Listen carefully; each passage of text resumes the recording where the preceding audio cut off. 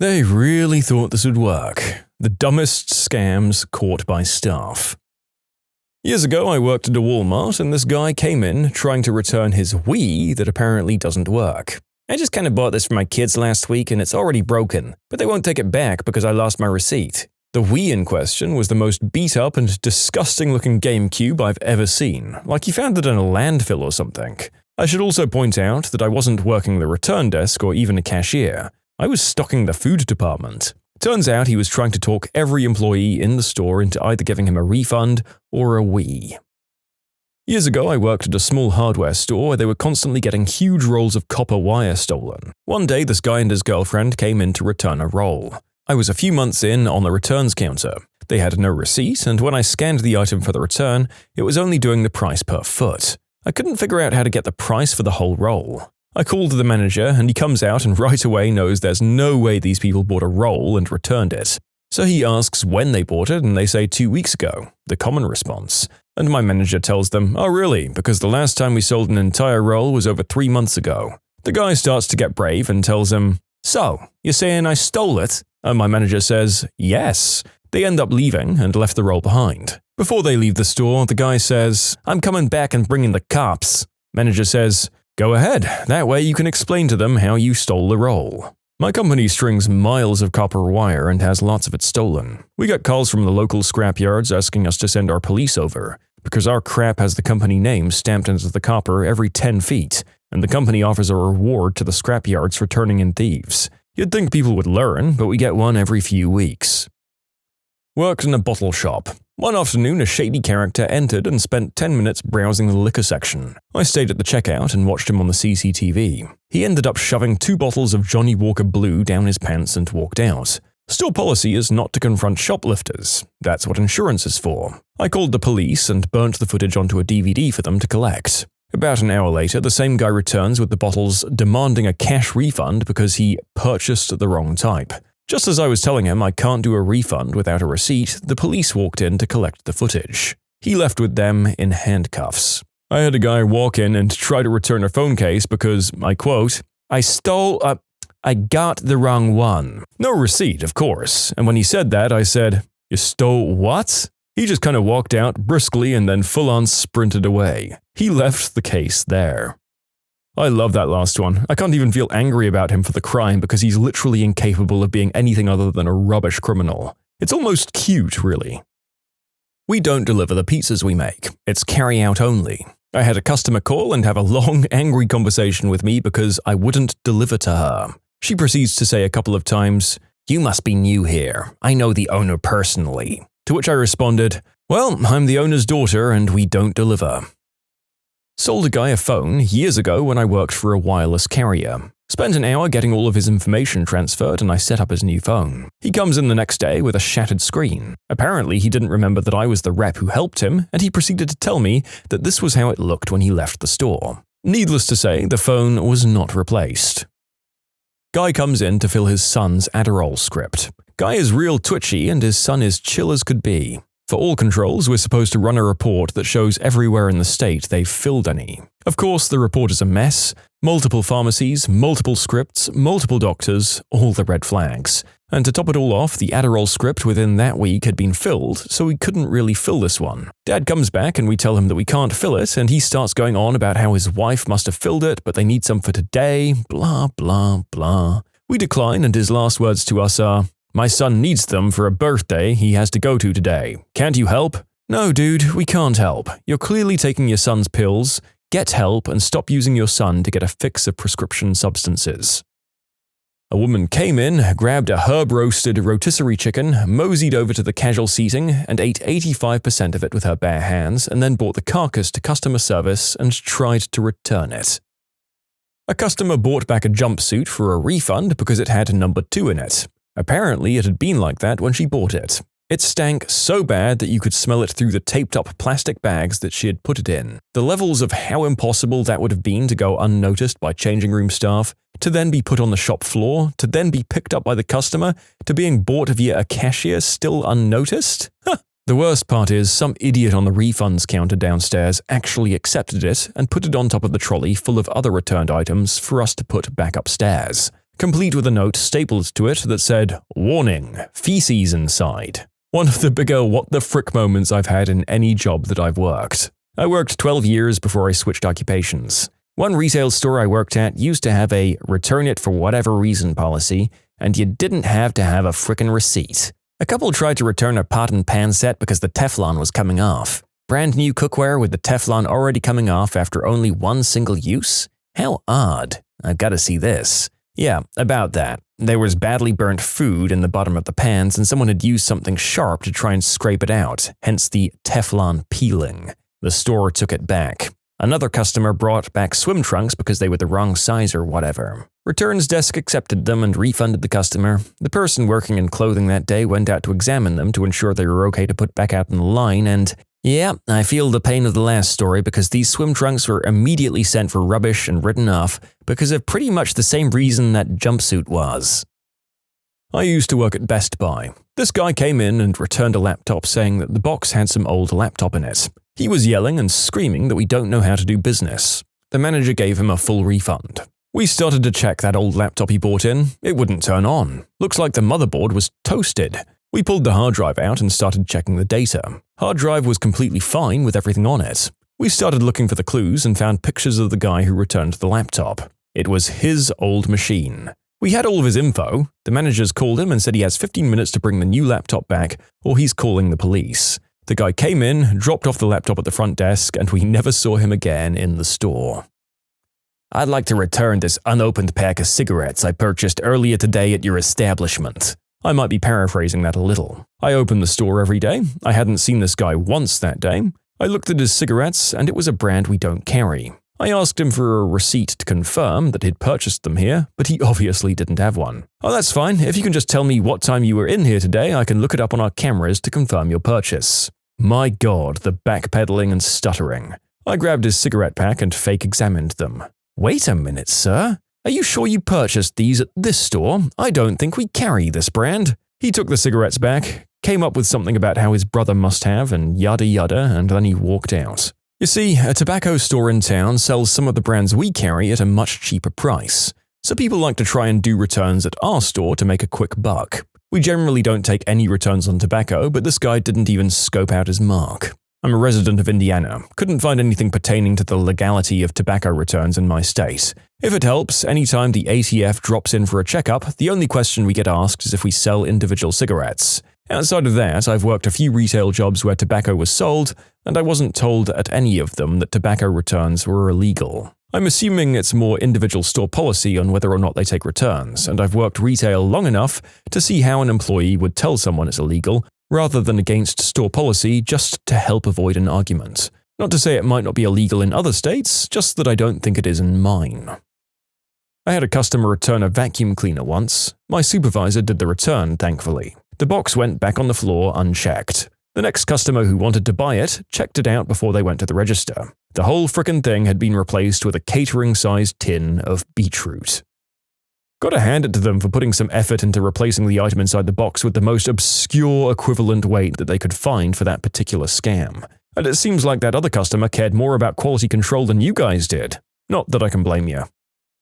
At my old job, they used to have sales pretty often and would also give out coupons for specific dates. For Boxing Day, they had a 30% off sale and would also give out coupons that would start the next day. Lady comes in on Boxing Day and we worked out that she'd get more of a deal if she used the coupon instead, so I offered to hold her items for her, and I explicitly told her she wouldn't be able to get the 30% off, and she decided to use the coupon instead. She comes back the next day, goes to purchase her items, and gets angry because they wouldn't give her both the 30% off and let her use the coupon. She told the cashier that the person she had spoken to the day before had told her she could do that. Sees me and says, "It was that girl who told me." I went to cash to speak to her. I was a key holder at the time, and her story changed about 3 times through the whole spiel. First she said that I'd told her she had combined the discounts, then she said I'd never told her she couldn't combine the discounts, and then finally it was, "Well, I don't understand why I'm not able to do this." Another manager came over to help sort it out, and as I walked away I heard her saying that I was a liar. Now I work at Sephora, and we always get people trying to return fake products.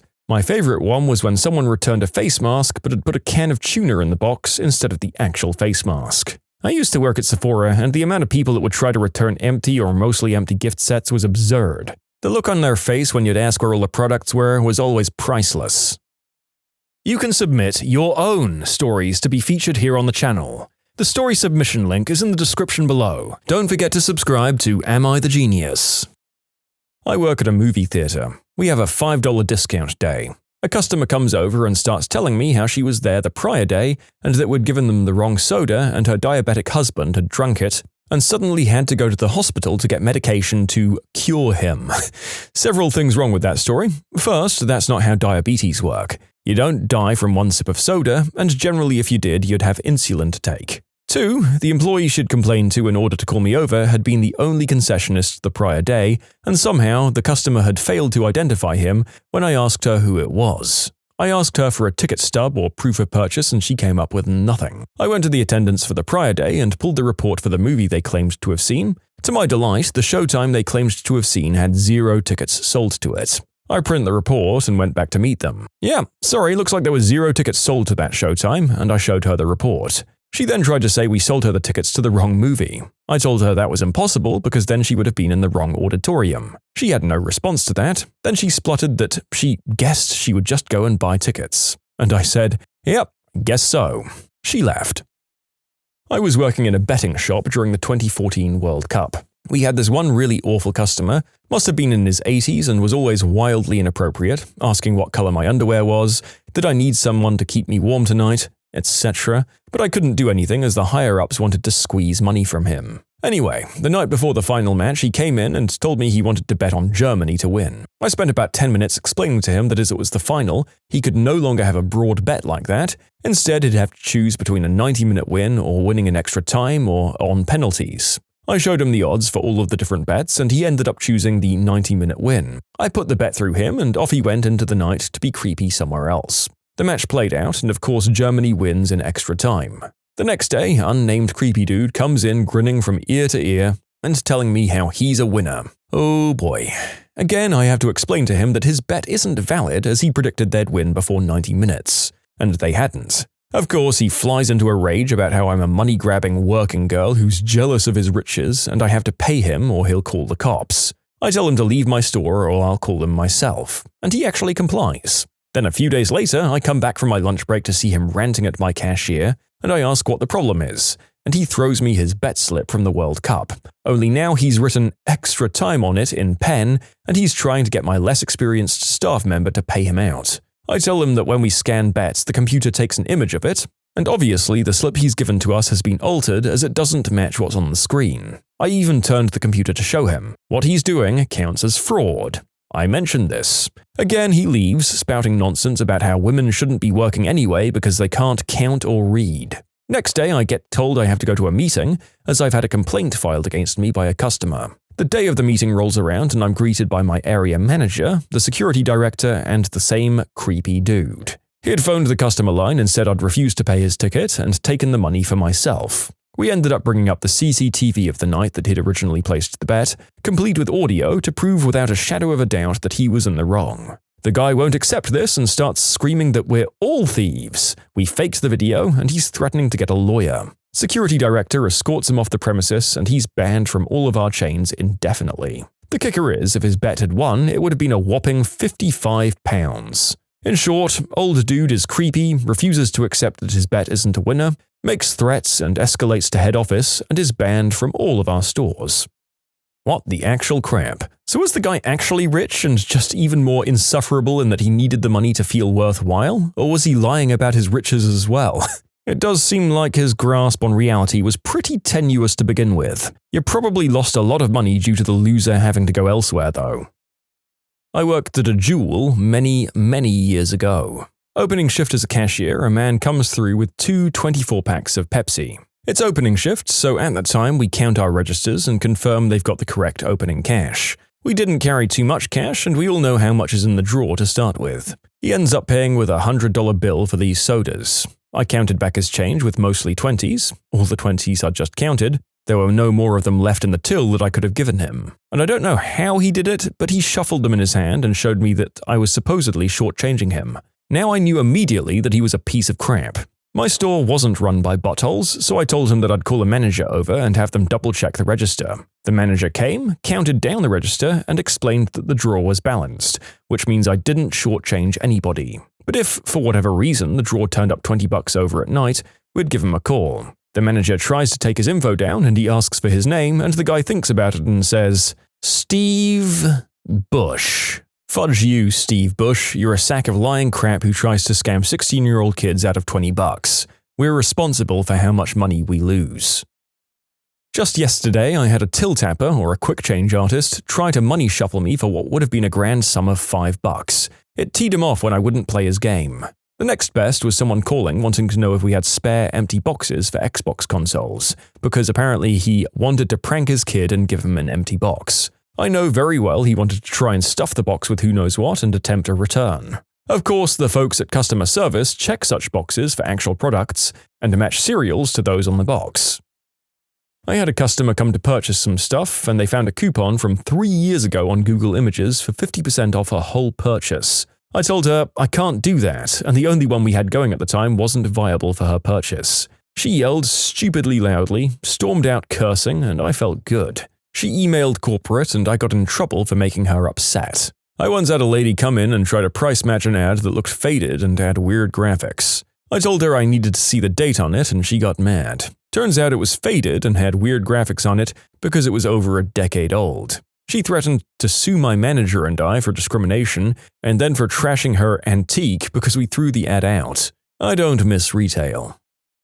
Oh boy, back in high school when I worked part-time at KFC, there was this one fat man who'd come in, order a 2-piece quarter pack, and then claim we forgot his chicken. Like when we turned around to fetch his drink at the end of the order, he'd open the box, take out the chicken pieces, and hide them in his pockets.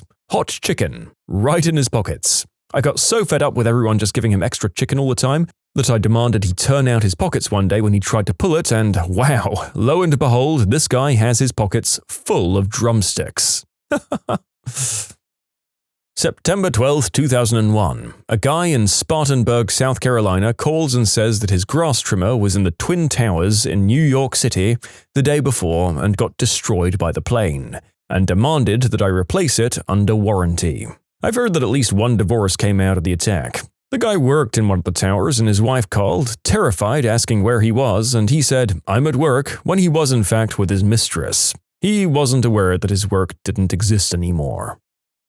Maybe it doesn't strictly count as a scam, but I had a teenage boy come to the store and say he had no money, but needed contraceptive desperately for tonight or he wouldn't lose his V-plates. I really felt for the dude, so I ended up buying him some myself. Telling me she had a voucher for 50% off in her emails, but she didn't have a copy with her. I was like, no hun, nice try. Used to work customer service at a hardware store. You get so jaded by junkies trying to return stolen items, I just started handing out refunds based on how good the stories were. Your dad with dementia bought circuit breakers every single day and recently died? Refund. You don't need these commercial-sized copper elbows because you bought too many for your residential plumbing project? Nah. Idiot comes in with a coupon for a free iPod. The fine print says, guaranteed and payable by Bill Gates. I ask why Bill Gates would guarantee an Apple product, and the idiot left. Again, I find it hard to actually hold aggression in my heart for that one. It is weird, I know, but there's a level of stupidity and incompetence that I think is weirdly adorable. Maybe because this reminds me of something a young child with a tenuous grasp of the outside world would try to pull.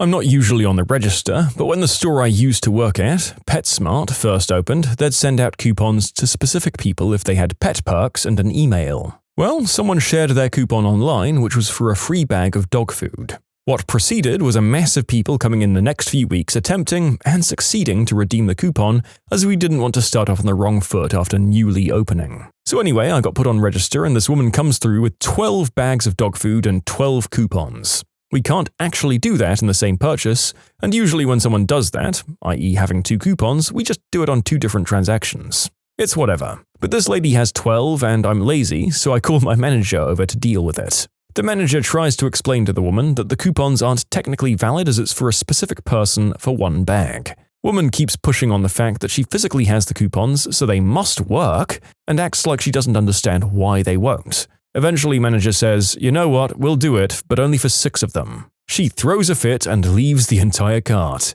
She could have got 6 bags for free, but nope. Manager said she had seen the woman doing the exact same thing at a Dollar General the day before. Second story, same store. Occasionally, we had a spokesperson for a few brands of dog food come in. Usually weekly, they'd set up a booth at our store, but would do the same at other stores in the area. We had a coupon come out where you could get a $15 box of wet cat food, about 16 cans, for free or pay the difference. She came through with a $30 box, and the cashier caught it and said, "Well, you have to pay the difference or get a box that costs $15. The woman was like, "Oh no, all the other stores let me have it for free. You can do it too." The cashier says, "Nope, that's not how we do it here. You'll have to pay the difference or buy cheaper." The woman demands the manager and gets the general manager, who backs the cashier up. Difference or cheaper? The woman gets huffy and goes and grabs a cheaper box for $25 and expects the cashier to free that out. Cashier is like, no. I guess the woman is either frustrated or embarrassed at this point because when he points out the difference or cheaper thing again, she gets huffy and says, "I'll pay the damn difference." What red flags should people look out for when they go out to eat at restaurants? The first thing they told us in culinary school when you're learning the basic rules for food safety standards is if you enter a seafood restaurant and you smell fish, you should leave. I always say if you enter a seafood shop or restaurant, it should smell like the ocean, mostly like fresh air and salt water. That means everything is fresh. If it smells like fish, it starts to become bad, and if it starts, it's gonna be bad very fast. A $4 steak is not a good steak. There was a restaurant on my school campus that would have a $3 steak night every Monday during happy hour. You wouldn't be allowed to choose the rarity of your steak, and they were usually pretty small pieces, but also came with a side of fries. Sometimes you got lucky and got a medium rare piece of decent steak. Most of the times it was pretty dry though. It was fun because you could get a pint of beer for $3, so my friends and I would go fairly often just to shoot the crap and have crappy steak. If employees try to argue with you about food quality in order to dissuade you from sending something undercooked back, just leave. It means they have a cook who can't take criticism, and your chances at getting a sneezer are greatly increased. Back when my husband and I were dating, we went to a Thai restaurant. We ordered broccoli and noodles, and when the dish arrived, we saw there were loads of black specks all over. Looked closer, and they were aphids. Grossed out, we called the waiter over. He took a look and tried to argue with us that it was black pepper, not aphids. Dude, there were obvious legs and wings. He wouldn't budge, so we walked out and never went back. I kinda thought that was gonna go in the direction of, "Oh, I'm very sorry, sir. I'll be right back with the bug spray." You should ask where your oysters come from. If they don't know, you don't want them. It works for most seafood as well. This literally happened to me and my wife. We asked a waitress where the oysters we had were from, because they were absolutely massive, and she said she didn't know and went back to ask the kitchen staff. It was pretty empty because it was closing time, and we could hear whoever answered her say, "They come from the ocean," pretty loudly. I couldn't stop laughing. I was crying by the time she got back out. Dirty, stained carpets. I have no idea why anyone would open a restaurant and put carpet down. Carpets are a nightmare to clean, and they always look dirty after a year of being laid. Mostly it's for sound reasons. Loud restaurants are becoming a major problem, so much so a New York food critic has started including decibel readings in his reviews. There's even an app to report loud restaurants. After my mom had her brain tumor removed, she was really sensitive to loud noises. One of her favorite restaurants renovated from carpet to floor tiles, and we had to stop going because of the increase in volume being too much for her. I had not considered this aspect. With the anti-carpet rhetoric that's so prevalent in most places today, we seem to have forgotten one of the key reasons people like to put them in the first place. Still, those things are monsters to clean. I hated our one carpeted room in my first cafe job. Look, I appreciate everyone's advice, but I've got to say, you have to defy some of this sense to eat good street food. I was consulting for an American firm in their Mexico City office. After a few weeks, the guys I was working with were like, "Do you want some real good food?" We pulled over to a row of pop-up tents off the highway, and I had some of the best tacos of my life. I feel like most of the tips in this thread are for restaurants. Street food is a totally different animal. The best food in Malaysia always comes from small hawker stands like this. It might not be sanitary, but damn if it isn't good. If a restaurant has a huge menu, it's all frozen. Pastry chef here. As much as people say you should avoid the specials, I can't speak for everyone, but at least in desserts or breakfast pastries, if you see something new, it is worth trying. Chances are it's something the chef has been working on for weeks on their own time, and there's probably a lot of love and effort put into it.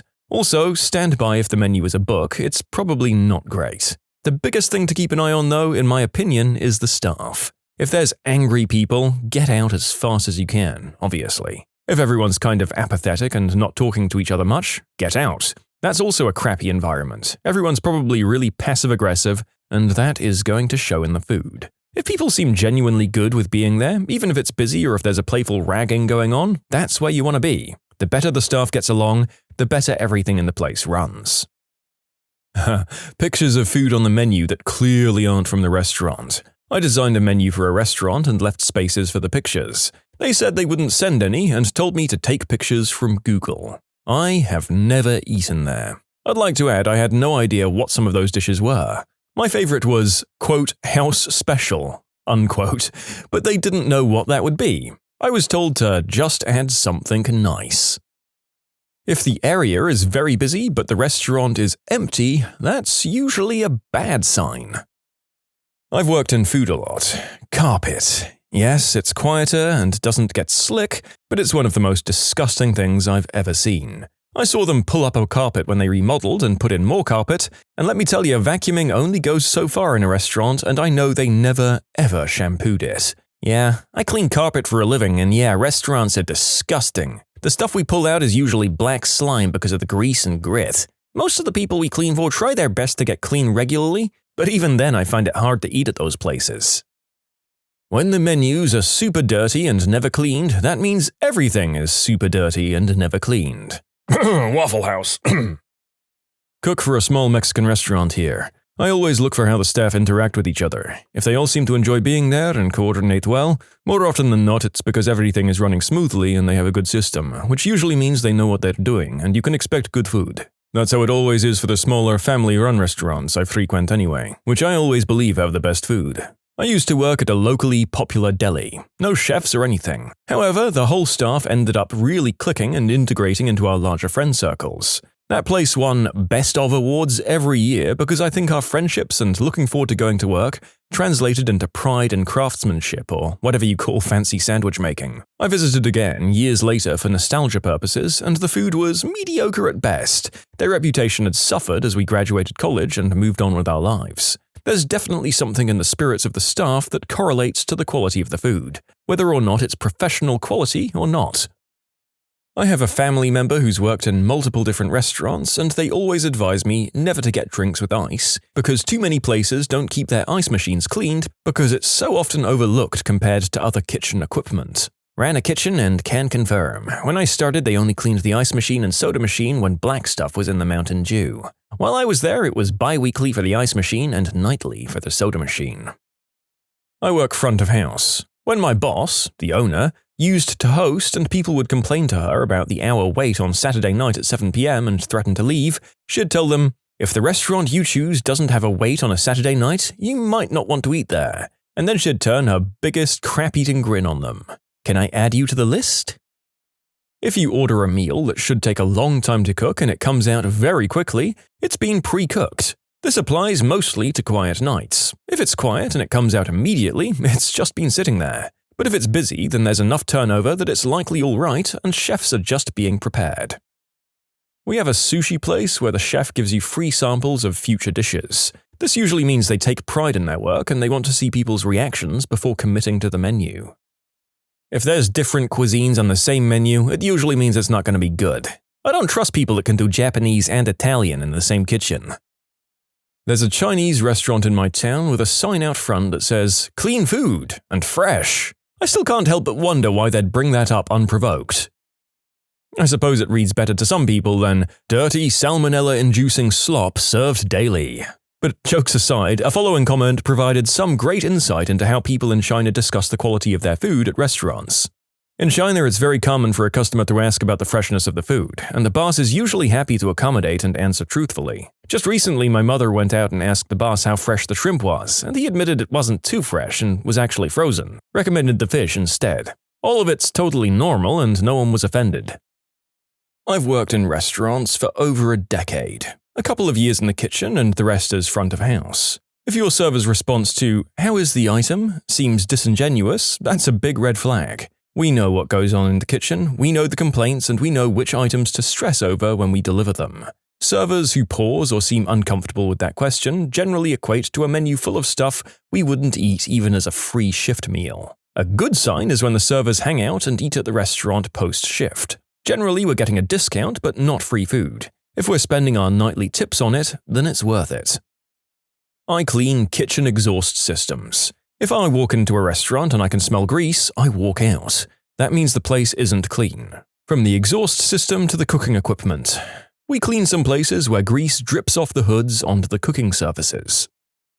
Cook at a casual fine dining restaurant here. If your food is out impossibly fast, it's probably something to be concerned about. I'm talking ordering an entree and it's out in like 15 minutes. This usually means it's already been cooked and they just have to reheat it. Now, something like a salad, okay, that shouldn't take any time at all. But you want to make sure your lettuce or whatever green it is still crunchy and fresh. Otherwise, it's been made before and it's been sitting. Generally speaking, watch the waitstaff. If the majority of them seem disgruntled or upset, things probably aren't great. This often translates to the kitchen, so they probably don't care about your food if they aren't being treated fairly. Another thing to look out for is the cleanliness of the place. If the restaurant seems dirty or unmaintained, the kitchen is in similar shape most of the time.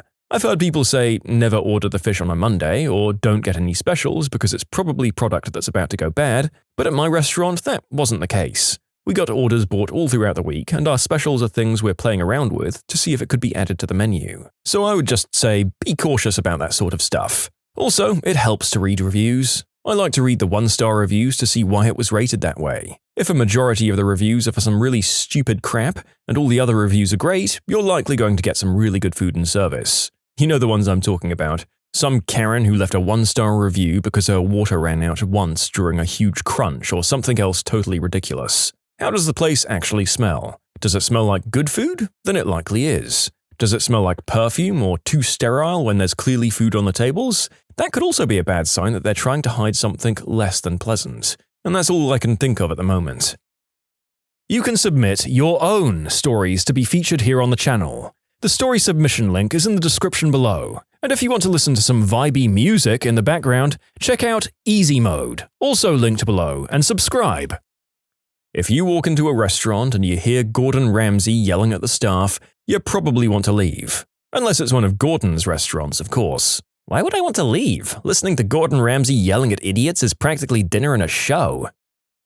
This isn't so much about sanitary red flags like a lot of these are, but more about saving you money. If you're going to get sushi rolls, make sure you read the ingredients. A lot of places have what amounts to a California roll for a premium price. Here's the best example of what I mean. I worked at a Japanese restaurant for a while and we had this thing called a volcano roll, and it cost $7.25. A California roll there costs $3.75. The volcano roll was a Cali roll cut into the shape of a triangle and topped with a bit of spicy mayo that's been heated up with about 10 cents worth of fish, literally just a few bits, and that wasn't worth it. You were much better ordering a Cali roll and paying 50 cents extra for spicy mayo on the side and asking them to heat it up. I had one guy come in with a girl and he ordered a couple of regular rolls like spicy tuna and yellowtail along with a volcano roll. When served in the restaurant, unless they ask us, we'd put the sauce on top so it looked like a volcano. When I brought that over, he was like, "Oh, I didn't know you guys put the sauce on it. I've only gotten it for pickup and the sauce was always on the side. I don't really like it. Could you bring me one without the sauce?" I tried not to laugh and I said sure. I went back and the sushi chef asked what was wrong. I told him that he didn't like the sauce and wanted one without. He laughed and said, "All right." So he took a Cali roll, cut it up and put it on the plate. I brought it back to the guy and he was pumped. Basically, this guy paid $7.25 for a roll that would have normally cost him $3.75. And me and the sushi chef got to split a free volcano roll. Normally I would have just told him about it, but the guy was being so arrogant the entire time. I'm guessing to act like he was a sushi expert to impress the girl he was with. I've seen this at a couple of other places too, where they slightly dress up a California roll and jack up the price. You don't want to end up like that guy just because you didn't take a few seconds to go over the ingredients. My grandfather was a long-haul trucker and always told me on road trips to look for the places where truckers congregate. They all talk to each other and they'll find the best places along the highways. It's worked for me so far. So in response, this is for greasy spoon places and I don't count gas stations. Also, this advice was given a few decades ago, so things have probably changed since. I still find pretty tasty, albeit likely unsanitary and artery-clogging food for myself this way though. Waitress here, if you see any food coming out that's messy and there's sauce all over the rim of the plate, it likely means that the chefs aren't putting much effort into their meals and they therefore won't be very good. All of the chefs at my work find it so important that everything is presented well, and I agree. So if they miss something, I'll check the plates and point it out, which they always appreciate as it reflects well on them. Businesses with a bunch of signs and specials out front. Lunch special, $4.99. Free appetizer from 5 to 8 p.m. weekdays. BOGO main course Wednesdays all day. That kind of thing. Usually means they're going under and they're trying to drum up business. Unless they're a chain. Also, when you see regular lunch and dinner restaurants that start to offer brunch. Number 1 brunch service is the worst. The chefs hate it, they're usually disgruntled. Number 2 brunch is a moneymaker. Companies charge over the top for thin pancakes, orange juice, and a splash of $4 champagne. Sudden brunch means the place is trying to make more money, charging double and using the chefs that don't want to be there. Reviews where the owner is arguing with the reviewer are a big red flag too. I saw an argument on Yelp where a lady complained her chopstick or something was moldy and gave them 1 star. While it was super unfair to give a 1-star review over something they didn't do, the owner got into it with her and they started fighting on Facebook. Owners that are willing to yell at people who are spending their money are likely to treat their staff the same or worse, meaning their employees are angry or the turnover is high and nobody is trained well. Yeah, I do just want to laser focus on one of the many good points this guy just made. Nobody in the history of restaurant work has ever enjoyed working brunch. That's barely an exaggeration. Cranky, hungover, uncaffeinated people who are possibly on the verge of running late to another commitment are just not fun to serve most of the time, especially when you're just a hungover server or chef yourself. But as a massive hypocrite, I also love eating brunch, so I'll keep perpetuating this restaurant hell. Blood on the vegetables. That's bad. If there are too many items on the menu. If you have 50 combo choices, man, you know half that stuff is frozen, old, or canned. Nothing is going to be great like an In-N-Out burger, it's all going to be meh at best.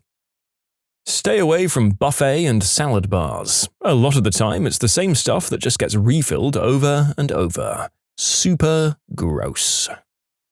I've done bartending and waitressing for a few years. Here's my list. First of all, ignore the bathrooms and kitchen thing. The people in charge of the kitchen generally aren't in charge of the bathrooms. It's normally the server's job. If the restaurant area is busy, we're going to skip that when we can, but we'll probably give it a quick tidy if we use the toilets. Most places opt for paper menus because they can just be chucked away afterwards. It's cleaner this way. However, if the table is sticky and the restaurant area is super quiet, then there's probably a few other sticky areas as well. Check your cutlery. Most cutlery barely gets washed. It gets rubbed with soap, sprayed with water and chucked in a dishwasher. It's then meant to be polished with hot water when it's brought to the table area to set up. This is where we actually check it for leftover grime. If your cutlery is gross, chances are your waitstaff aren't doing their job properly. Don't order fish on Sundays. Most places get their fish deliveries on a Monday and on a Thursday. Fish goes off fairly quickly and on a Sunday it's really not great. If your server has long hair and it's not tied up, check for food in your hair. Kitchens tend to have really strict rules on their staff and you can rarely see them with their hair down and makeup on. If there's a hair in your food, it's probably from your waitress. If your hot food is out quickly, your chef was probably a microwave. If your server visibly has a cold and is still working, don't eat there. They're either not paying their staff enough to have days off, or they're forcing staff to work in conditions where they shouldn't be handling food. The kitchen staff probably get the same treatment and probably have the same illness. It's a good idea to avoid restaurants that sound like Snapple cheese. Remember, the special always looks and sounds great. It's most likely a leftover. Trying to get rid of it. Did it myself as a chef for years. Even if it is stuff that's about to go off, I find that specials are something that most of the time get extra love. The chef that's coming up with it will have some extra creative freedom to make something that they want to make and put in extra effort to make something delicious. That's from my experience anyways. I recently went to a newish barbecue place. I knew the moment I opened the menu it was going to be awful. The place had at least 120 things on the menu that ran the gamut from burgers to lobster thermidor. When you see that, you know it's going to be bad. It means they're trying to do everything rather than focusing on a smaller range of things that they're doing very well. And as I suspected, it was gross.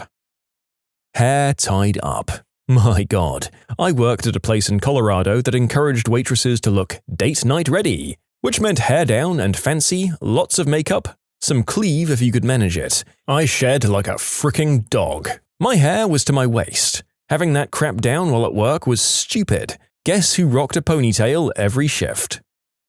Cockroaches lurking around the place. If you see one, there's bound to be more hiding somewhere else. Wow, this brings back the memories. When I was in college, I was working at a hibachi place as a hostess. I routinely had to casually reseat people because a cockroach was crawling up the grill when I went to turn it on.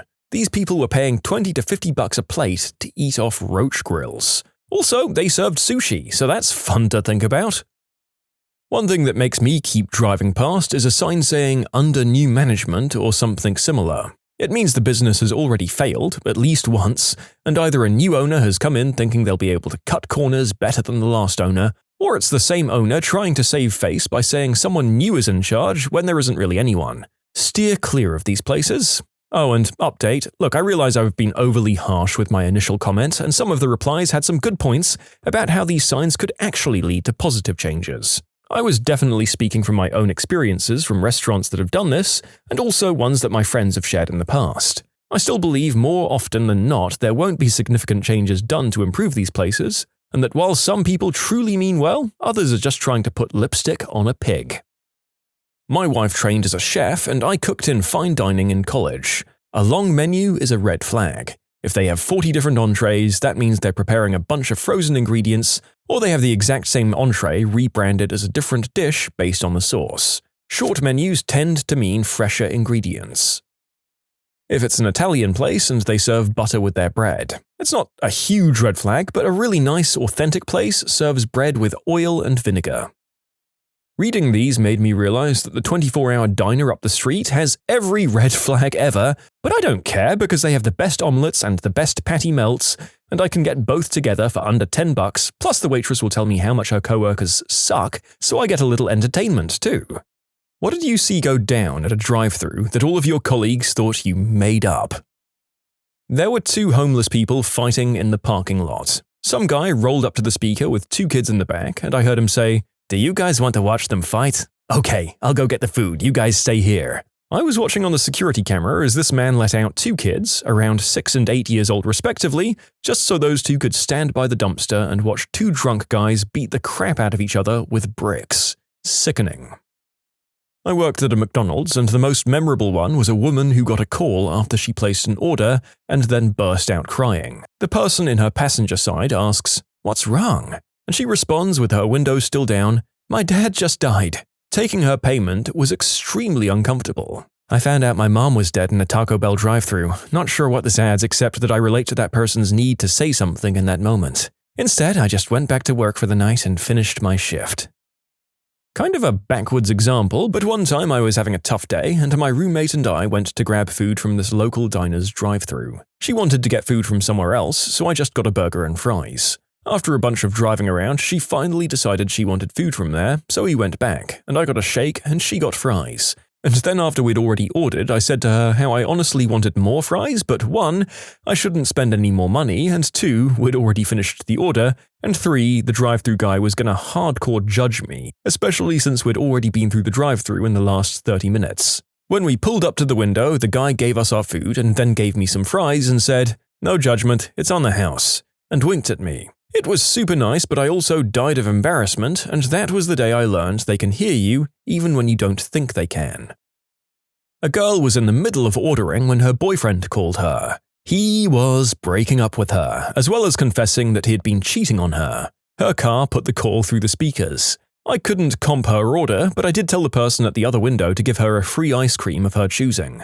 I'm honestly surprised she just didn't pull out of the line. Honestly, as bad as things already were going for her, I'm not sure that anything could make me feel worse than an ice cream and a sad, sympathetic look from the serving staff. Actually, I guess the one thing that would make me feel worse would be if they gave me a card with it that said, "We're sorry you didn't satisfy your partner."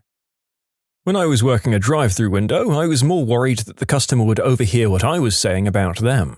One time I called a guy an idiot under my breath. I wasn't holding down the talk button, and he pulled up to the window to pay, and it was my pester.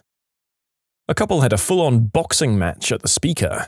I just said, "Let me know when you're ready to order," as I heard the punches land on each other's faces while they yelled at each other, and then the lady yelled, "I wish you were dead!" and the guy laughed maniacally. Then they ordered like they didn't just go Rocky vs. Drago.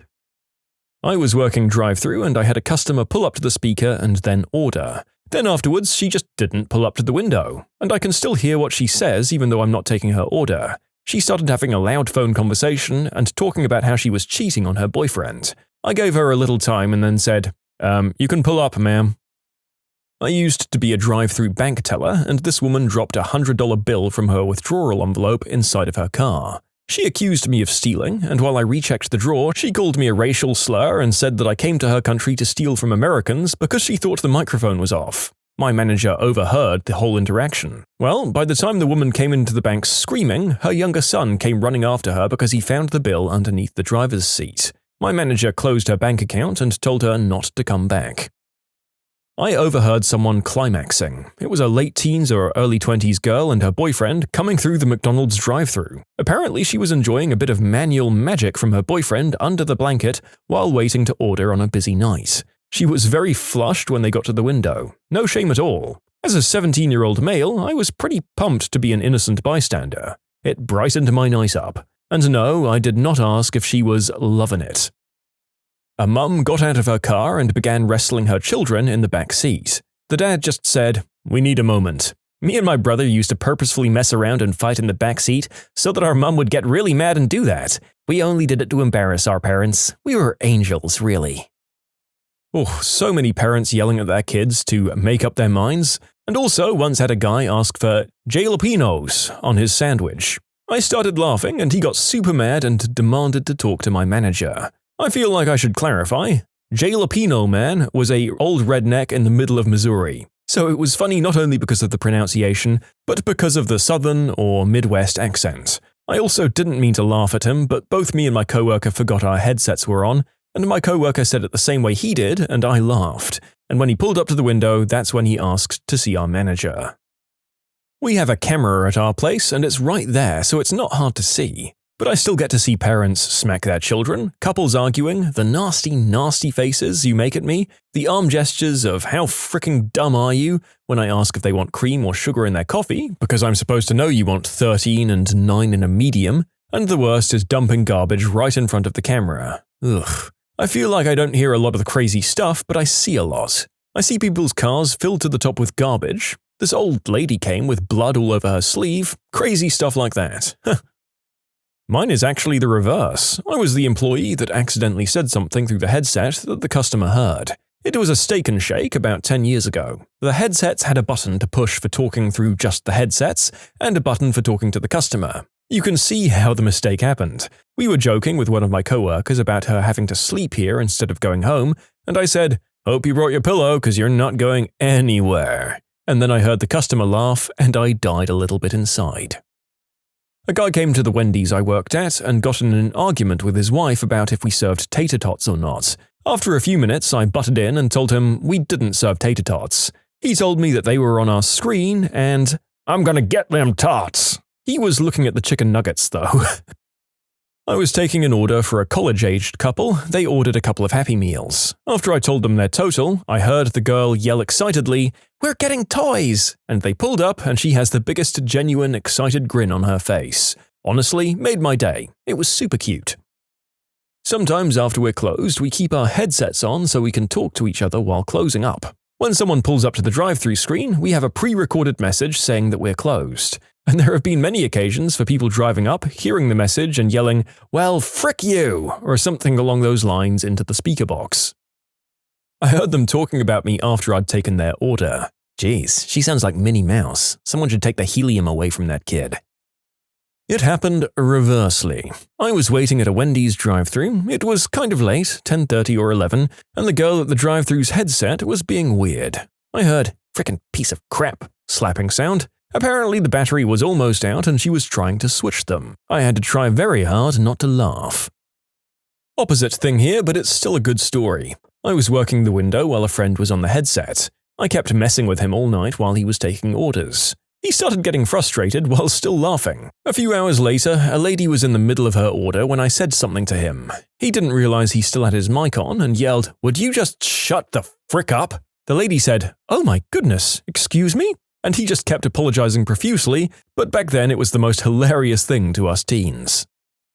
Most customers don't realize that everyone at work can hear the conversations in the drive-thru. We sell Angus burgers at our restaurant. A customer once ordered well, how can I say this on YouTube? Take the word Angus and remove the G and you have the medically correct term for the butthole. So yeah, basically one butthole burger please rang through the order system and the entire staff was in tears laughing at the poor guy. Once again, the narrator had to really weigh up the risks of whether he could say ANUS here and risk demonetization, prompting serious rewrites of that poor guy's comment. It's so damn funny though. Imagine not even being plugged into the order system and just watching a bunch of your co-workers collapse in hysterics like they'd all been shot by some sort of silent, fast-acting neurotoxin. One time we had a person sit in the lane for 7 minutes having an argument with the other person in the car over their divorce. On top of that, there's conversations about deadbeat baby daddies and stuff like that. Drive-thru can get real weird sometimes. When I worked at McD's, a lady pulled up and started saying how she hates coming here because the drive-thru person is always an idiot and never gets her order right, and how McDonald's only hires idiots. I greeted her with, "Hello ma'am, sorry for your past experiences, but not all of us are idiots, and in fact we can all hear you when you're on the headset as you pull up." The lady drove off. Most of, if not all of Starbucks drive-thrus have a camera, so we can see you. We can see when you flip us off, we can see when you're doing something you shouldn't be, we can see the faces and hateful glares that you make, and more importantly, we can see when you and your significant other are for some reason trying to get it on in the drive-thru lane. Like, y'all can't wait and pull into the parking lot for that? I don't work at a drive-thru, but I've witnessed some horrible behavior from my sister at a McDonald's once. She ordered nuggets and extra barbecue sauce. The food comes out and she opened the bag before driving away. No sauce. She sassed the lady at the drive-thru, "I asked for sauce." I think mainly because of her tone, the woman didn't acknowledge her. So my sister shouted at her again, and again, but added an expletive or two this time. Finally, the woman opened the window and tossed the half-dozen sauces at my sister, and my sister picked one up and chucked it at the woman's head and drove off. God, I hated driving around with my sister. You can submit your own stories to be featured here on the channel. The story submission link is in the description below, and if you want to listen to some vibey music in the background, check out easymode, also linked below, and subscribe. I was working at McDonald's and we'd just upgraded our headsets for the drive-thru. We no longer had to hold the button down while talking, now we could push the mic on button, take the order, and then push the mic off button. There was an adjustment period for those of us who really liked to talk crap. I was one of those people. The worst one I can remember was when a woman wouldn't stop changing the order and asking questions that the menu in front of her face could have easily answered. She said, "Oh wait, on that third McChicken can I get," and I said, "Which? You've got to be fricking kidding me." I had no idea how to recover, so I just took my headset off and went on a break. Nobody even said anything when I came back. I once had the opposite happen. My friend and I worked at a fast food place, and a friend randomly asked, "Whatever happened to Chelsea Laramie?" No ill intent, we just hadn't hung out with her in forever. Then from the drive-thru window we hear a man roar, "What about Chelsea Laramie?" Yeah, her dad was at the window. Wendy's drive-thru in the 90s. So many people drinking beer behind the wheel on a Friday night. There was another time, this didn't actually involve a customer, but we'd just gotten the headsets. Only the person working the window and the person working the grill had them. I was on grill and the manager was talking to me about something when I heard in my right ear, "Tell the manager to kiss your butt." 16-year-old me struggled to keep a straight face. I worked at McD's for 3 years. Funniest I'd heard was a guy asking the passenger what he could get for a Big Mac. There was a legit working girl in my town who does discounts apparently for fast food. The worst, though, was having to listen to a woman list off the transmissible diseases her doctor told her she had and what treatments to get. I literally begged the grill team to hurry and move the line. A woman was talking to her passengers, children perhaps, and we heard sounds of children. When she pulled up, got her shakes and left, the drive-thru person said there were no children in the car. It's not the most effed up thing I've heard either. When I was in high school, I worked at a fast food place at night. It was about 2 minutes before closing, and two guys came through the drive-thru super drunk. We were out of something they wanted, so the guy tells his friend that I'm a C-word and he's going to go in and commit the unspeakable act on me until he gets his food. My friend was also working that shift. She didn't tell me until later, but she had picked up all the veggies for his burger out of the bottom of the garbage, where we'd just thrown in a bunch of expired meat, plus hours worth of other gross stuff. I don't really believe in messing with people's food, but screw that guy. I still thank my friend to this day. I once ordered 75 nuggets. The person at the window said that the machine wasn't letting her do 75, it would have to be 60 or 80. Quick argument with my friend in the passenger seat, decide on 80, sit there talking about all the nuggets, and when we get to the window, it's a friend of mine who started that day. She asked, "Are you guys high?" "Not yet." I used to work at Mickey D's. I overheard a woman verbally berating the passenger who was a male. It was definitely odd to overhear and made even less sense to my 16-year-old brain because socially women are never seen as the aggressors, and it was just a shock to me.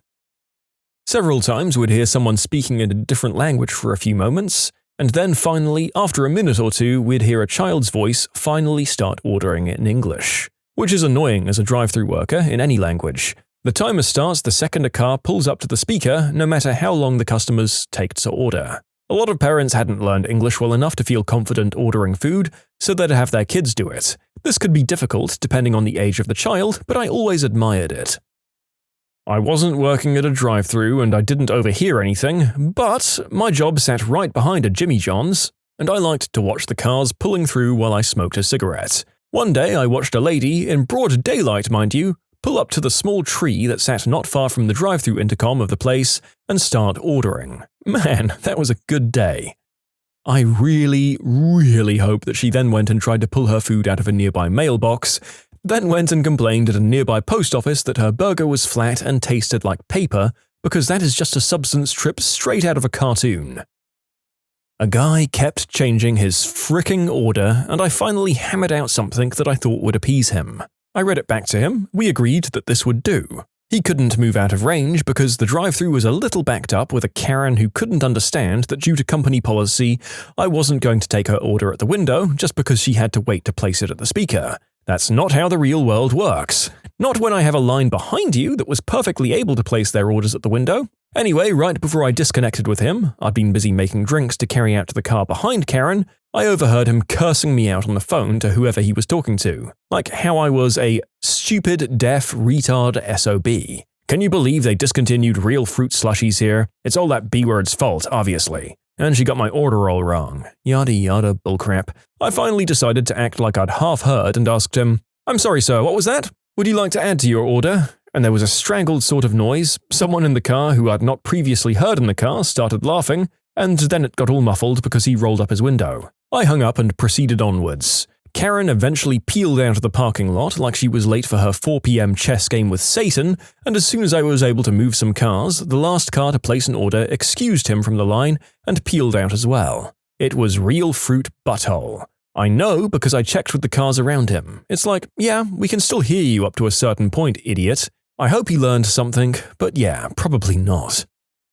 My husband and I purposefully have ridiculous conversations for people to overhear. I love seeing people's smiling faces. Anything from our unicorn vs. Pegasus debate to how they pick the test team for flavored lubricant and ribbed Johnnies. My customer service voice sounds very happy but is very much fake and has led to a lot of interesting customer experiences. One time I did my whole introductory crap that you have to do in the Starbucks drive-thru, and the lady mumbled about me being way too loud and too happy, so I just asked her what she said even louder and happier. She did not repeat her remark and just ordered. I also had multiple incidents where people are like, "Wow, somebody's had a lot of coffee," and one incident where someone said that, I just responded with, "Oh no man, this is just my customer service voice, which is very much fake." Starbucks drive-thru is one hell of an interesting place. I worked at McD's for a very long time, from middle school through college, and the funniest thing I've heard to this day is a man ordering cheeseburgers for his kid. He had a very thick accent and said, "Cheeseburgers," and 14-year-old me could not handle it.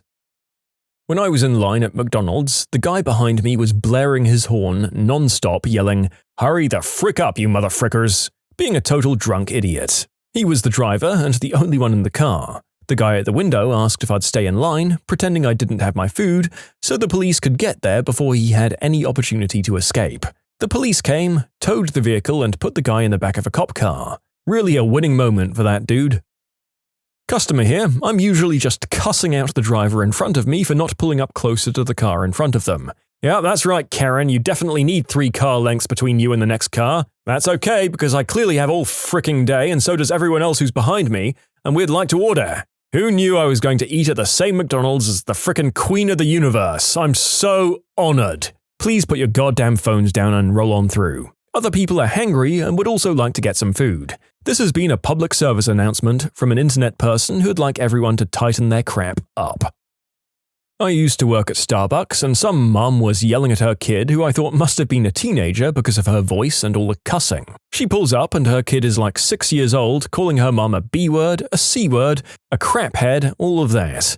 I heard everything. My mum and I drove to a Steak and Shake drive-thru and it was super busy. We didn't have to wait long to get to the speaker to order though. Once we got there, the woman over the speaker said, "Hi, welcome to Steak and Shake." She didn't ask for our order or tell us to wait a bit, just that. We were waiting for at least 15 minutes before my sister and I were super impatient and tired, so we kept saying in a tired voice, "Hi, welcome to Steak and Shake. How may I take your order?" We were tired and thought this was funny, plus we were just hoping if we said it over and over again, soon the person over the speaker would ask for our order. After a few minutes of all of us doing this and laughing, my mum wasn't doing it but she was laughing along, we hear the woman on the other end very angrily ask us, "Are you mocking me?" And all 3 of us just sat there because none of us knew that she could still hear us. Because how the frick do you explain to someone that we were just laughing at ourselves? Since we hesitated and she asked again, I said, "Are you guys mocking me?" This time louder and angrier, my mum and I both said in a very pathetic tone, "No, we were laughing at our own jokes." The lady scoffed at us and didn't say anything else. We felt terrible that she thought we were mocking her when in reality we were just tired and stupid. So we drove off without ordering and got food somewhere else like dogs with their tails in between their legs. Current or former missing persons, what is your story? When I was young, probably about 6 I think, my family went on vacation to Yosemite. We stayed in a small cabin at a campground. I met another kid who was a bit older than me and we went exploring. Apparently we went a bit too far and eventually ran into a bear cub.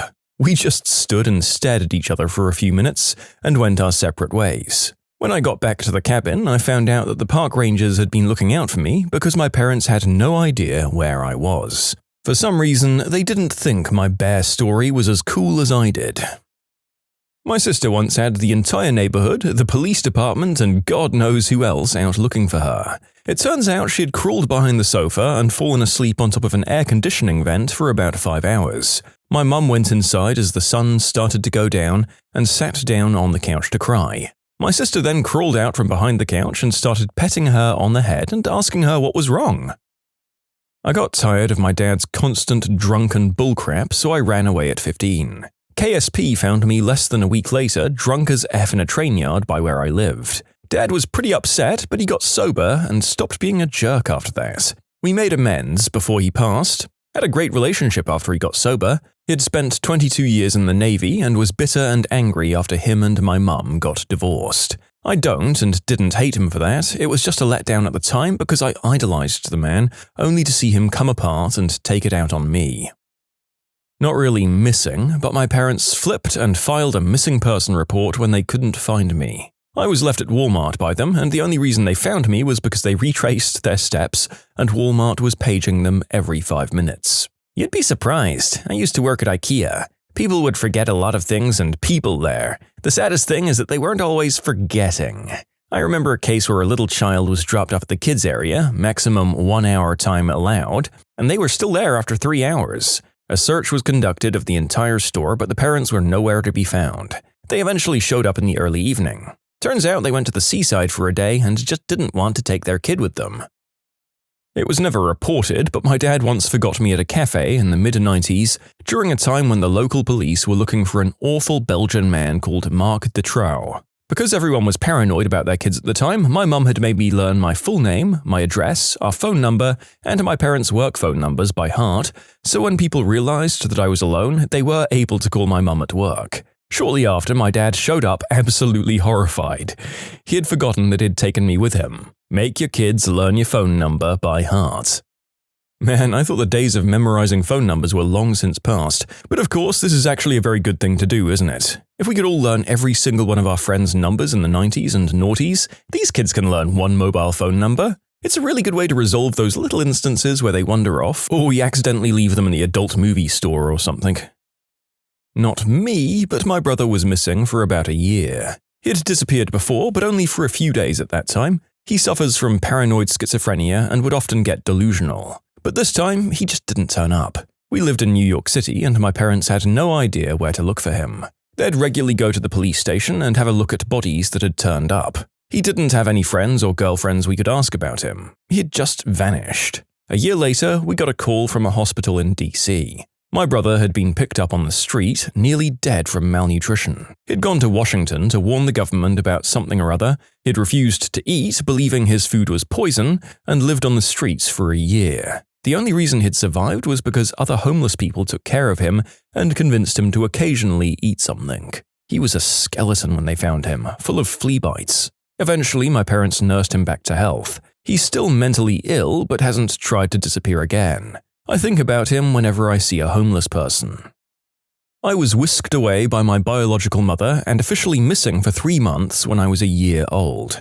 My bio mother had a horrendous crystal habit and took me during a court-mandated visitation and kept me in her various users' and sellers' houses. When I was found, I hadn't been changed for days. I was in damp clothing and I'd been given cough syrup daily to keep quiet. She was arrested and eventually released. My grandmother reported me missing. It was the only unsupervised visitation because there was a family emergency where my cousin had to go to the hospital and my grandmother was too ill to supervise, but she was at home in bed. She realized my mother hadn't come home with me and that's when the panic set in. She always blamed herself. Unfortunately, in situations like that, it's always the people who aren't to blame that feel at fault. It was my first day in kindergarten. I was supposed to go to the after-school daycare, but I lost the note saying I was supposed to. So the teacher shoved me on the bus and told the bus driver where I lived. Not sure if that's actually how it went down, but regardless, they made me leave. So the bus drops little 5-year-old me off at home. All the doors are locked and my mother wouldn't even get out of work for another 2 to 3 hours. So I do what any little kid does, I sit on my front porch and I cry. Luckily, I lived right across the street from the high school, and this angel of a woman sees me from the bleachers while a soccer game was going on. She comes over to check on me and stays with me the entire time.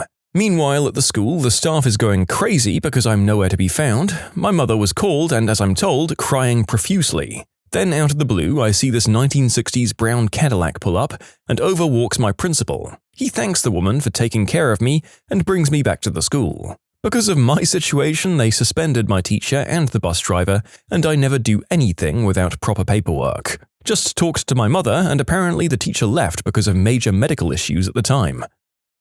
I got lost at Six Flags as a kid, and it seemed like the entire police force was looking for me. My mother was on the phone with the police after I fell asleep at a cemetery for 7 hours after school. I had a terrible home life, so I'd be anywhere and everywhere I could be to not go home. Beginning of the school year was still really nice outside, so I decided to hit up the Dunkin' Donuts near my house. I grabbed some coffee and I walked into the cemetery that was maybe 10 minutes walk from my house.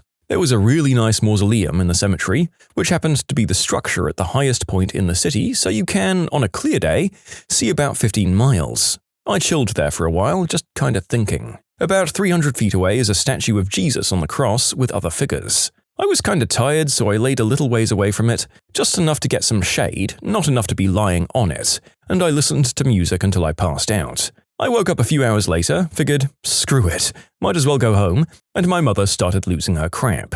He just walked in. I'm sorry. Where the F were you? So I left and went back to the cemetery. I was reported missing for a few days because I ran away from home at 16.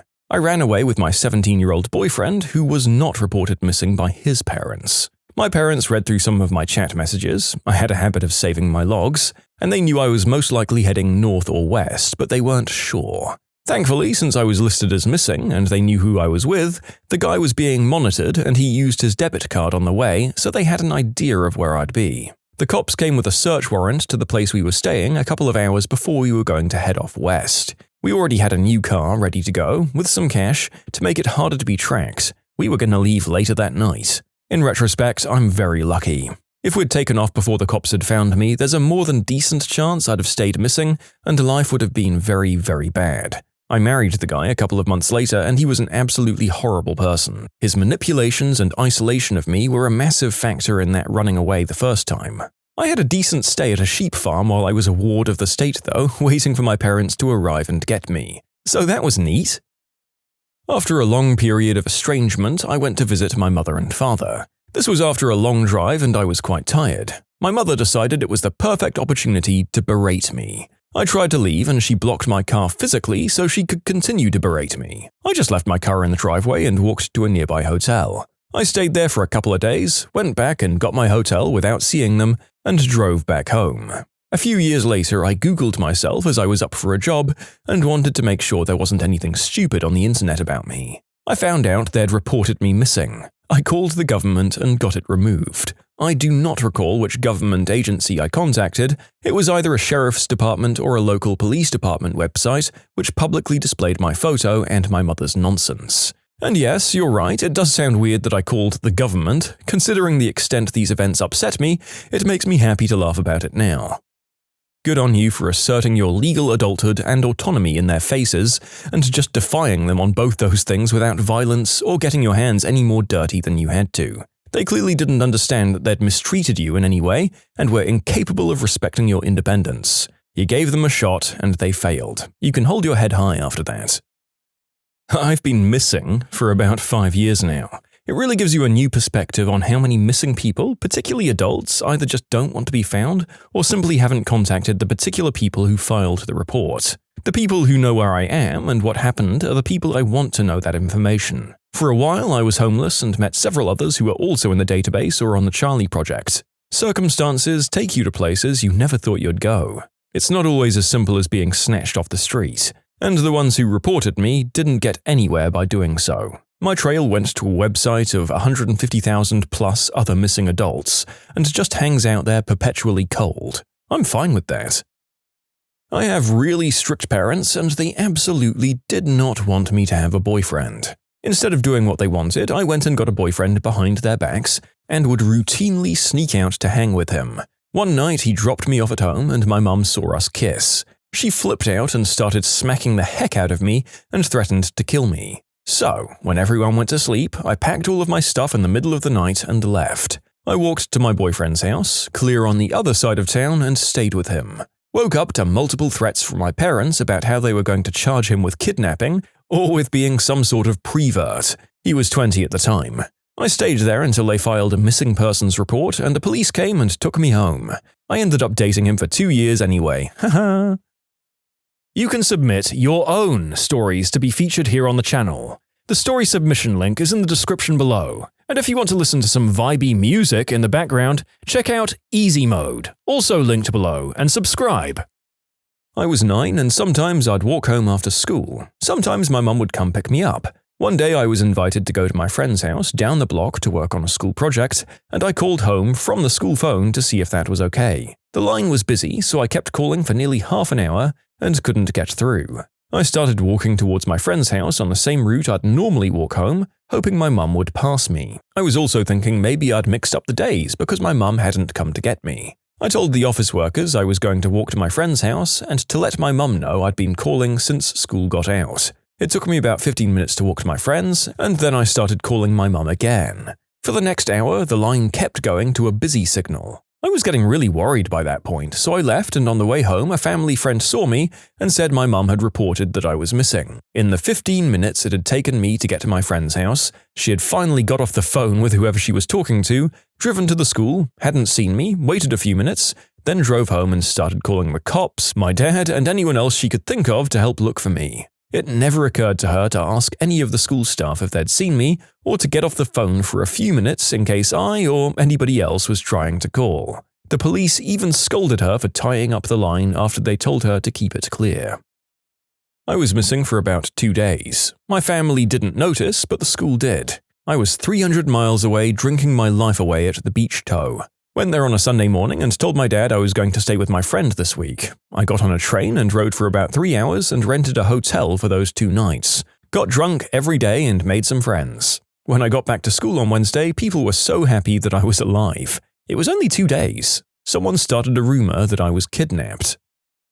When I was 7 years old, everyone in my family got the flu pretty bad. My 2 younger sisters and I all shared a room adjacent to my parents', and my baby brother was sleeping in my parents' bed. Well, because of the illness, my 2 younger sisters were also sleeping in my parents' bed. At around 1:30 in the morning, I woke up and realized I was the only person sleeping in my room. Not wanting to be alone, I crawled into my parents' room and saw everyone cuddled on the bed. Feeling incredibly jealous, I turned to go back to my room, but had a light bulb moment and figured out another solution. I bundled down to the bottom of the covers at the foot of the bed, completely covered. Around 2:15 a.m., my mum woke up to check on me, as mothers do sometimes, and I wasn't there. Unusual. She checks for me in her bed. Husband and 3 visible children. She goes downstairs and checks to see if I'm sleeping on the sofa or in one of the 2 guest bedrooms. We have one door in our house that's tricky and will sometimes swing open of its own accord. That door was open. She checks both bathrooms and there's still no sign. At around 2:30 she woke up my father. It was early February and therefore quite cold out. My parents walked around outside and they saw my footprints all around the house. However, I'd been outside earlier that day and it hadn't snowed in a few weeks. My parents were afraid I'd become delirious and wandered outside in the cold or worse. So after some heated discussion, they first called the cops, and then our babysitters to watch the rest of the kids. In about 10 minutes, the entire police force of our tiny town was in our living room. They'd lit up all 16 acres of our property with floodlights, and have lifted up a chopper in the county over to start a search. All of my siblings were woken up and moved to the living room with the babysitter. Funnily enough, this is actually the youngest sister's earliest memory. The chief of police said they were going to crack search the house and started in my parents' bedroom. Naturally, the first thing they did was take the covers off the bed. The only thing I remember is being woken up by a police officer shining the light in my face and rudely ripping the covers off me. I was incredibly annoyed. Naturally, my parents were incredibly apologetic, but the officers were very good-natured and said not to worry about it, and that this was definitely the preferred outcome. About 5 months later, my father and I went to the local fire hall's annual fundraiser and performed a few songs that my dad had me learn specifically for this occasion.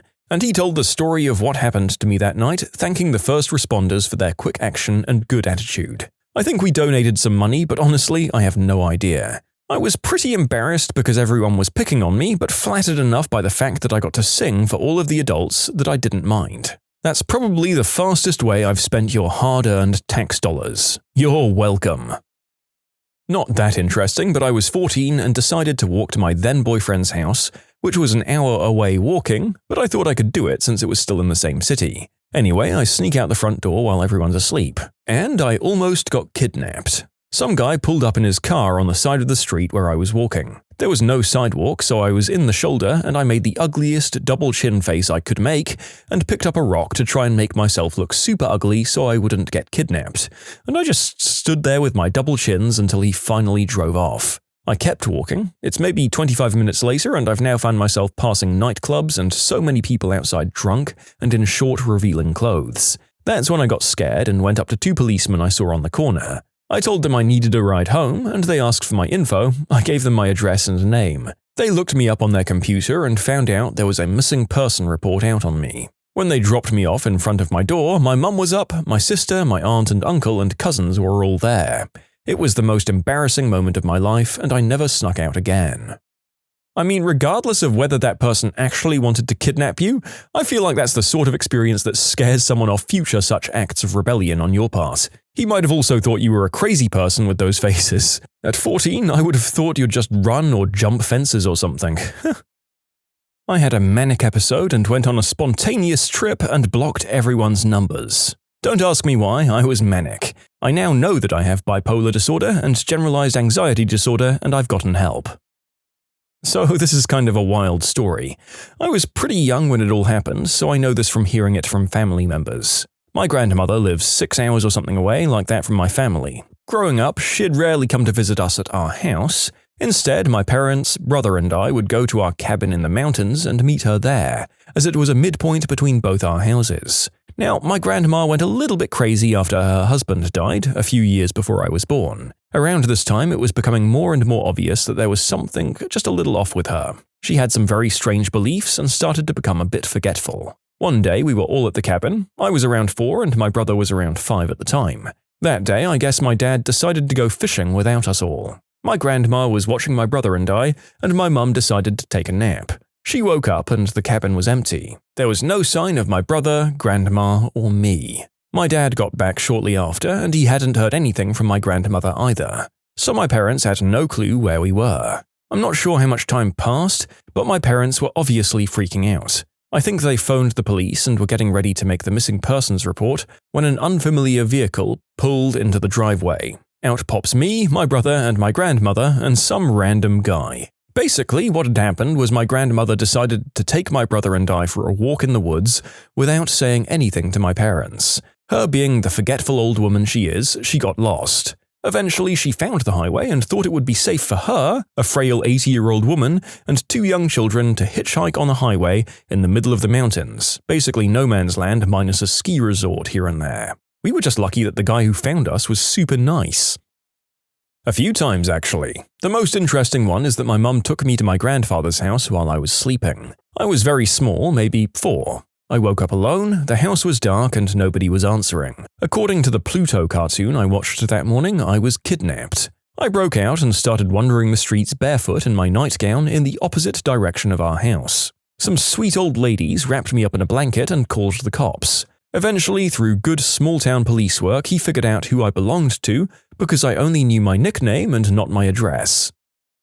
I got kidnapped by my mother, who currently wasn't allowed near me. Luckily, I got found that night. Unluckily, however, I spent the next week having to wake up in a different foster home every day. That was a truly terrifying experience and one that stuck with me my whole life. I, at hardly 1 year old, was 10 minutes away from having an Amber Alert on me when I was kidnapped by my grandparents. They were babysitting me and kept me for 2 days, nowhere to be found. Then, right before the alert came out, they filed for emergency custody and won the case. They then raised me very poorly for 8 years until I could live with my mum. Not me, but when I was in middle school, there was an episode of Seventh Heaven where pictures of missing children were scrolled through at the end of the show, and one of them was of a girl who rode on my school bus. Apparently her parents were divorced, or well on their way there, and her dad took her and absconded from her home state. I remember how eerie it felt to actually recognize one of the missing children posters and photos. Yes, there were a lot of phone calls to the hotline number provided, and to the local police department from parents of the kid that recognized her. When she got on the bus the next day, she wasn't pleased. In hindsight, I don't think she knew she was missing. I really think she was under the impression that it was okay to be with her dad. She moved again shortly thereafter, I assume back to her mum's. I think of her often, and sometimes I wonder if that same episode still has the posters at the end. How many cases have been solved and kids found? What major injustice are you still salty about years later? In a 5th grade science test, the question was, are there any stars in the solar system? I answered, yes. The teacher marked it wrong. I went up afterwards and said, what about the sun? He said he meant all the other stars aren't in our solar system and he kept it marked wrong. Although I'm harboring this for 50 years now, he was all around one of the best teachers I've ever had and just passed away a week or so ago. But damn, that should have been marked right. When I was in high school, someone tagged up the school. They announced there'd be a reward for anyone who rats anyone else out. I got called in the office and found out I was suspended for vandalization. I didn't do it and I had no idea who. 4 days later, I'm allowed to come back to school because they found out who actually did it. I just got an apology. Me and some others in primary school were saying the biggest numbers we knew of. Everyone was saying like 100,000 and 1,000,000, and then I'm like 1,000,000,000. And they refused to believe it was a real number. On a 4th grade math test, we had to make a shape that had only 4 sides, 1 set of parallel lines, and only 1 right angle. There were probably more requirements, but I can't remember. I remember almost crying at my desk and spending 20 minutes on that one question while constantly telling my teacher that it wasn't possible, but according to her it was. And the next day we went over the answer key, and the answer had 2 right angles. When I was in high school, I was occasionally allowed to drive my family's 3rd car. It had a slow leak in one of the tires, so we were all supposed to check the pressure and put air in it if we needed to. I picked up a friend to go to a movie, and when we came out, one tire was completely flat. It wasn't the one with the leak, so I put the spare on and I drove home. I got absolute hell from my parents about it. How irresponsible I was not to check it, that I'd have to pay for the repair, why hadn't I called roadside assistance, yada yada yada. Took it to get it fixed, got the whole lecture again as we're dropping it off, and the tech who did it called my mum and told her he'd found a nail in the tire and there was no way I could have seen it coming. She refused to apologize and I still had to pay for it. The good old shut up, I'm an adult and I can't be wrong approach. Jading children and making them lose trust in adults since the dawn of humanity. Come on guys, be good role models and show people how to gracefully accept when they're wrong. Being charged $1,000 for a battery and alternator change. They also destroyed my starter motor in the process and rounded a bunch of my bolts. They left tools in the engine bay. I don't even have that car anymore and I'm still salty. Screw you, Midas.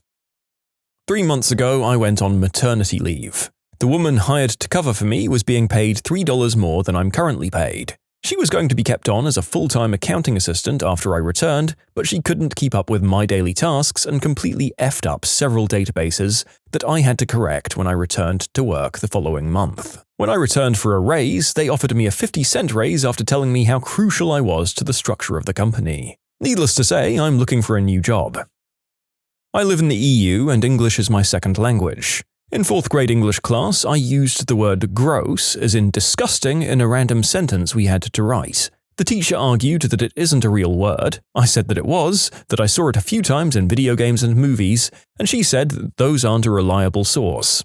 I said to her that I'm going to show it in the dictionary, but instead she grabbed me by the arm and took me out of the classroom and locked the door. To this day, I'm still fuming about this. And then she had the nerve to be all chummy when I met her once in the supermarket. Gross. 20 years ago, I had 3 friends show up at my house, and when they left, my wallet with $80 in it was missing. One of the guys felt bad and gave me $20 back. 3 years after that, we were in the Burger King drive-thru, and he whipped out my wallet. I'm still salty. His Facebook friend request has just been sitting there for like 2 years. I came second in a food tech competition. I made a lovely main course, then longue shot biscuits with lemon posset for dessert. I made this dessert because the judges prior to this day had told us, don't make a cake for dessert. Guess what won first place? A frickin' cake. One time, my high school music chamber orchestra participated in a music competition. We worked our tails off learning Shostakovich's Quartet No. 8, which, if you don't know, is crazy hard to play, not least because it includes a certain musical dissonance that doesn't come naturally to people. And we seriously nailed it. We showed up to the competition only to discover that nearly everybody else had chosen easier, more melodic pieces, with a solid third of all of them playing Tchaikovsky's Serenade for strings. Not only did we not win any of the top spots, several of which went to people playing that damn Tchaikovsky, but our judges were writing notes about how the music sounded evil. Seriously, who marks down a chamber orchestra because you think the composer wrote evil music? Imbeciles. I was probably 5 years old visiting my mum at the hospital after she gave birth to my brother, and she was given food on a tray which she didn't want, so she gave it to me. I put the tray on the table, and as I was eating, the nurse took the tray away from me and threw away the food. That may have been my first true instance of anger in my life. I'm 27 now, and I am shaking mad as I write this. Our wedding photographer left part of their lens cap on, so every photo is shrouded in a massive black ring. No good photos from the wedding. I found a bongo next to the trash at my old apartment, and it was a perfect time capsule of the 90s. It had Grateful Dead stickers, a smiley face holographic sticker, a pot leaf sticker, and an alien. I'm telling you, if someone made this as a prop for a movie about the 90s, I would have told them that it's too on the nose. When I came home from work, the first thing my girlfriend's friend said was, "You're welcome," and I was like, what? She had peeled off all of the vintage stickers, and now it was just a boring trash bongo. I'm still mad. Don't touch my crap. My copyright law teacher gave us a case for our pass or fail final exam. I solved the case, we needed to predict the outcome based on evidence, and he failed me. Later that day, I decided to look the case up, and it turns out I was right. When I confronted him, he said the grade was already posted, and even though I was right, he wouldn't do anything about it. I had to retake the class. When my mum put my sister's name on my birthday cake. Later that night, I also walked into my parents getting their freak on. Pretty horrible way to turn 13. I'm still angry. When I was a freshman in college, my mum gave my car to my jailbird brother. Every time he got out, she'd scrape a bunch of stuff together for his fresh start. And she never even ran it by me. He showed up to my school, changed the battery for me, and then drove away in it. He didn't tell me his intentions beforehand, so it wasn't until then that I caught on. As he drove off, I called my mum and she just said, "I'll help you with a new one." He moved out of state with that car, wrecked it within weeks, and has since gone back to jail multiple times. Neither of them have given me a sincere apology to this day. That my 6th grade teacher refused to believe that I had no idea the guy sitting behind me was copying my answers on the test. My father died in a very bad vehicle rollover a few years ago. I wasn't allowed near his vehicle in the tow yard until the cops finished their investigation. That took about 2 weeks. This entire time, the F-wad owner of the yard was charging by the day from day one for storage of said wreck even during the investigation. Was never allowed to thoroughly search his vehicle for the lost heirlooms I believe the tow truck driver might have stolen.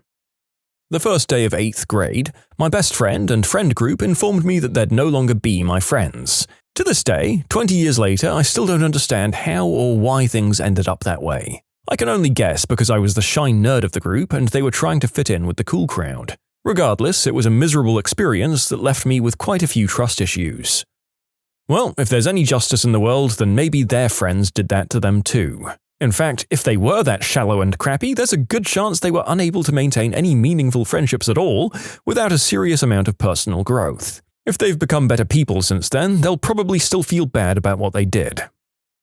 Kindergarten. Playing with a kid in the sandbox. Was a fairly drizzly day. We're making a castle and there's a puddle a few feet from us. He wants to dig a moat around the castle and I say, sure. So he just kind of jams his hand in the dirt and starts pulling, making way too large of a channel, which he immediately realizes is going to just destroy our castle. So I say, quickly, build a dam to stop the water. He freezes, stares at me with wide eyes and a mouth agape before running off. I think this is a strange occurrence, but okay, whatever.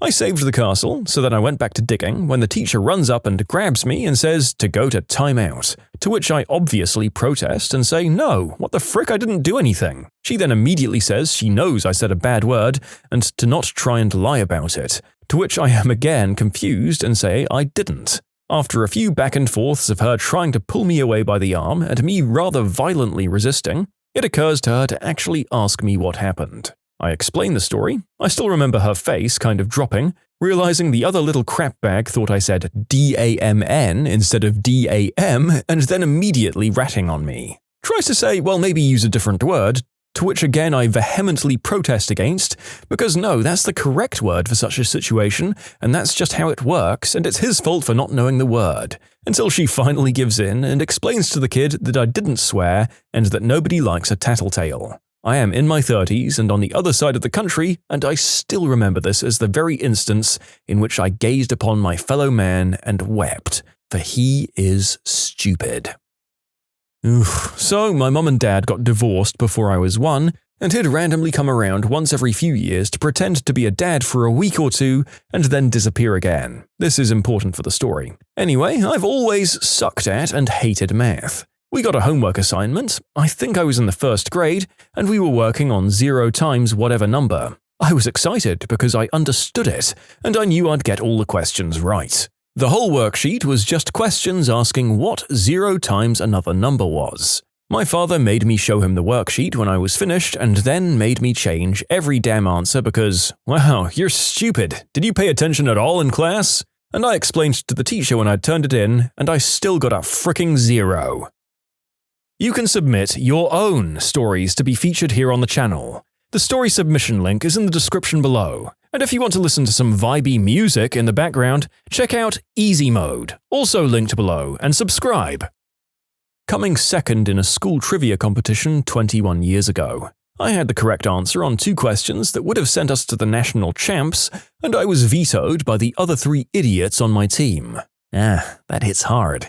I was a co-founder of a startup, and during an early strategy meeting, I made a bunch of suggestions that the other founders aggressively dismissed. A year later, we got some funding and hired a CEO who was an expert in the field, and he suggested the exact same things, which they praised as brilliant. They later sheepishly remembered that I'd suggested the same ideas and apologized. That really taught me a lot. Being right is rarely enough. You need to understand why you're right, and you have to be able to sell your ideas.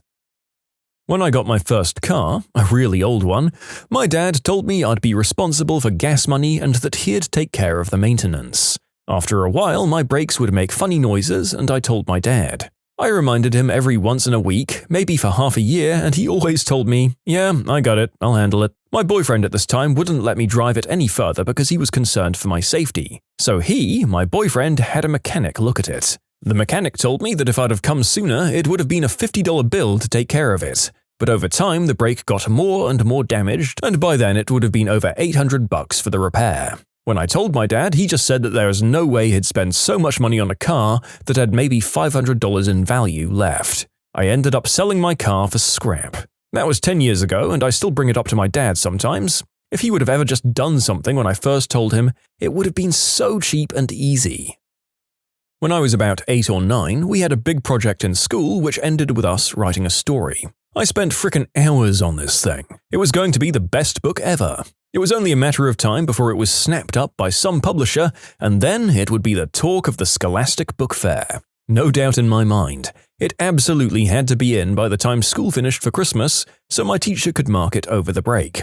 So I stayed up until about 10 o'clock at night for about a week beforehand working on it. Which, is the closest thing you get to an all-nighter when you're about 9. It was my magnum opus. I just got back into school in January to find out that A, she had lost it, and B, she was accusing me of not handing it in, and C, because mine was the only one she couldn't find, she decided to call me out in front of the class about it. I ended up locking myself in the toilet because I was crying so much. Worse still, it later transpired that when it turned up after all, she marked it as though it was handed in late, and the witch still only gave me a middling grade. Screw you, Mrs. Harding.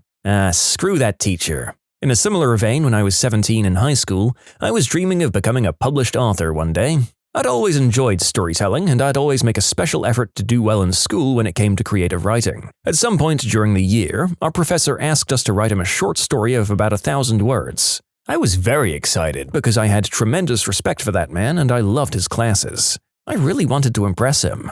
I wrote a sci-fi short story that involved an ice planetoid turning into a digging site for underground resources. Workers lived in stacked boxes of apartments and traveled in spheres, shooting through a network of large above-ground tubes. The plot involved the protagonist uncovering an artificial structure under the ice, then immediately being fired and sent back to Earth in a single-person shuttle. It was strongly implied that the single-person shuttle was just a way to dispose of workers who knew too much about what the corporation was really digging for. Anyway, it wasn't very good, probably a little derivative. I did consume a lot of sci-fi books and movies and games and things, and it was nothing more than you'd expect from your average 17-year-old. But the professor handed it back to me without even having marked it, asking me to turn in another one on a very short notice, this time without plagiarizing from some popular novel. I told him I didn't. I asked what book he thought I plagiarized, because if a book told that story, I honestly want to read it. I swore the story was purely my own. I even admitted that I was likely influenced by a lot of things, but I still came up with that one organically. He'd never heard my plea, never even named the book or gave me more of a reason why he thought so poorly of my work. I lost a lot of respect for him and a lot of interest in his classes after that. I'm still cranky about it, and it's been over 20 years. I ended up becoming a teacher myself, and the memory helped me remember to never dismiss my students' creativity and always nurture their ideas. I also ended up quitting last year to focus on writing, and I'm now a published writer. I'm somewhat broke, that comes with starting out I guess, but I'm happier than I've ever been. Okay, well, good on you for cutting off my curse-laden rant about how bad teachers are stunting young creatives with their unfairness. That last post as professor not even trying to provide proof of your plagiarization is peak unfairness. If he really believed that, all he had to do was put a few of the sentences into Google, and if you'd ripped it directly, it would have come up. I was at a house party in college and we'd taken off our shoes. Some idiot walked home in my leather-high knee boots, and I've never gotten over it. For clarity, she left her dirty, cheap plastic heels behind for me to go home with, so thanks, I guess, you shoe-thieving wrench. When I was in high school, I entered a book quiz, and one of the books I chose was Demon Thief by Darren Shan. During the quiz, I was asked what was the main characteristic of the demonata summoned by the punk during the concert. I said it had 3 heads. Wrong. The answer was that it had a dyed mohawk. Except it was the punk that summoned it that had the mohawk, not the damned demonata. I lost a point because the question setter could either not read, not write, or couldn't remember the book correctly. When my old boss pulled out the 2020 calendar in late 2019 and asked everyone what days off they need so we can plan ahead and around. Everyone was spitting off dates. I didn't have any plans yet, so I didn't request anything until she specifically asked me if I needed or wanted any dates off. I shrugged and asked for 1 day around my birthday because why not? And she started mocking me in front of everyone. It's just a 23rd birthday, why would you need that off? But okay, obviously rolling her eyes, and then started treating me like an idiot for the rest of the day. Ugh. I had a friend in college borrow my truck when I flew home for a month, 1,500 miles away. He agreed to the terms of don't cross state lines, you only drive it to work and back, and if I find out you did otherwise, it's going to be a big deal. I hadn't even been home a week and I got a call from a group of friends that he had taken the truck down to Connecticut, drove drunk, road raged at someone on the highway, and love-tapped the back end of their car. The kicker was that he backed into his buddy's dad's brand new Lexus and caused $3,000 worth of damage. Needless to say, I flew home the next day. When confronted about it, he basically said, "I don't have the money, it's your problem," in front of one of my friends who had picked me up from the airport. That friend had to hold me back. So, I have my mother, the insurance company, and the Lexus guy's dad all climbing down my throat to get me to fix the problem. The dad with the Lexus called me to say he was going to file a police report if I didn't pay. My mother was screaming about the insurance company dropping me. I went to school the next day, got back, and he had vanished. Cleaned out a bunch of crap from the apartment. Stole everybody's things. The one thing that still makes my blood boil is the fact that one of my good friends that lived with us will vehemently back up that crap bag anytime it's brought up. I understand that he didn't screw him over, but just denying it and saying that I need to let bygones be bygones is just something I can't do. In elementary school, there was a pencil machine in the front of the lobby where you could get pencils for 25 cents. There were also special pencils that had stars on them. If you got one of these special pencils, you could take it into the office and get a prize. One day, I decided to get a pencil. I put in my quarter and out popped 2 pencils. And one of them was a special pencil. I went into the office and told the lady at the desk that the machine gave me 2 pencils and one of them was special. She proceeded to say that the machine shouldn't do that, took the special pencil, and didn't give me a prize. That was 19 years ago, and I am still mad. People like this is why we lie. I missed out on recognition at my school's big academic assembly for arguably the most important academic results one gets in their schooling career, in my state in Australia anyway. I missed out because the teacher I'd sent my results to didn't pass on the news. It's been years, and it still fills me with such exasperation. When my son was in Cub Scouts and it was our first time going to the Pinewood Derby, my son worked hard on his car, and for a 7-year-old, it was decent. We show up and not a single kid built those cars. It was pretty much a dad competition. My son came in dead last and I was sad for him because his friends literally said that their dads all built their cars. So for the next 4 years, my son picked the design and color scheme and I built them while at work. We went on a 4-year winning streak in the local, district, and regional derbies. The look of anguish on those fathers' faces was worth it. Sorry, end of rant. Some friends from work planned a get-together at a local chain restaurant for my birthday. One of my co-workers found out and decided that it should also be to celebrate her birthday because it's the day before mine. Already annoyed, but whatever. The night of the dinner, a friend bought us both slices of cheesecake, and they were presented with candles and everyone sang happy birthday. At the end, she blew out her candle, and then mine, and then laughed about it. That was my candle. You were barely invited. I've never forgotten about that. Ugh. What little trick to make life easier can you not believe actually worked? Tapping a stuck jar lid with the blunt side of a butter knife all around the edges loosens it enough to open it most of the time.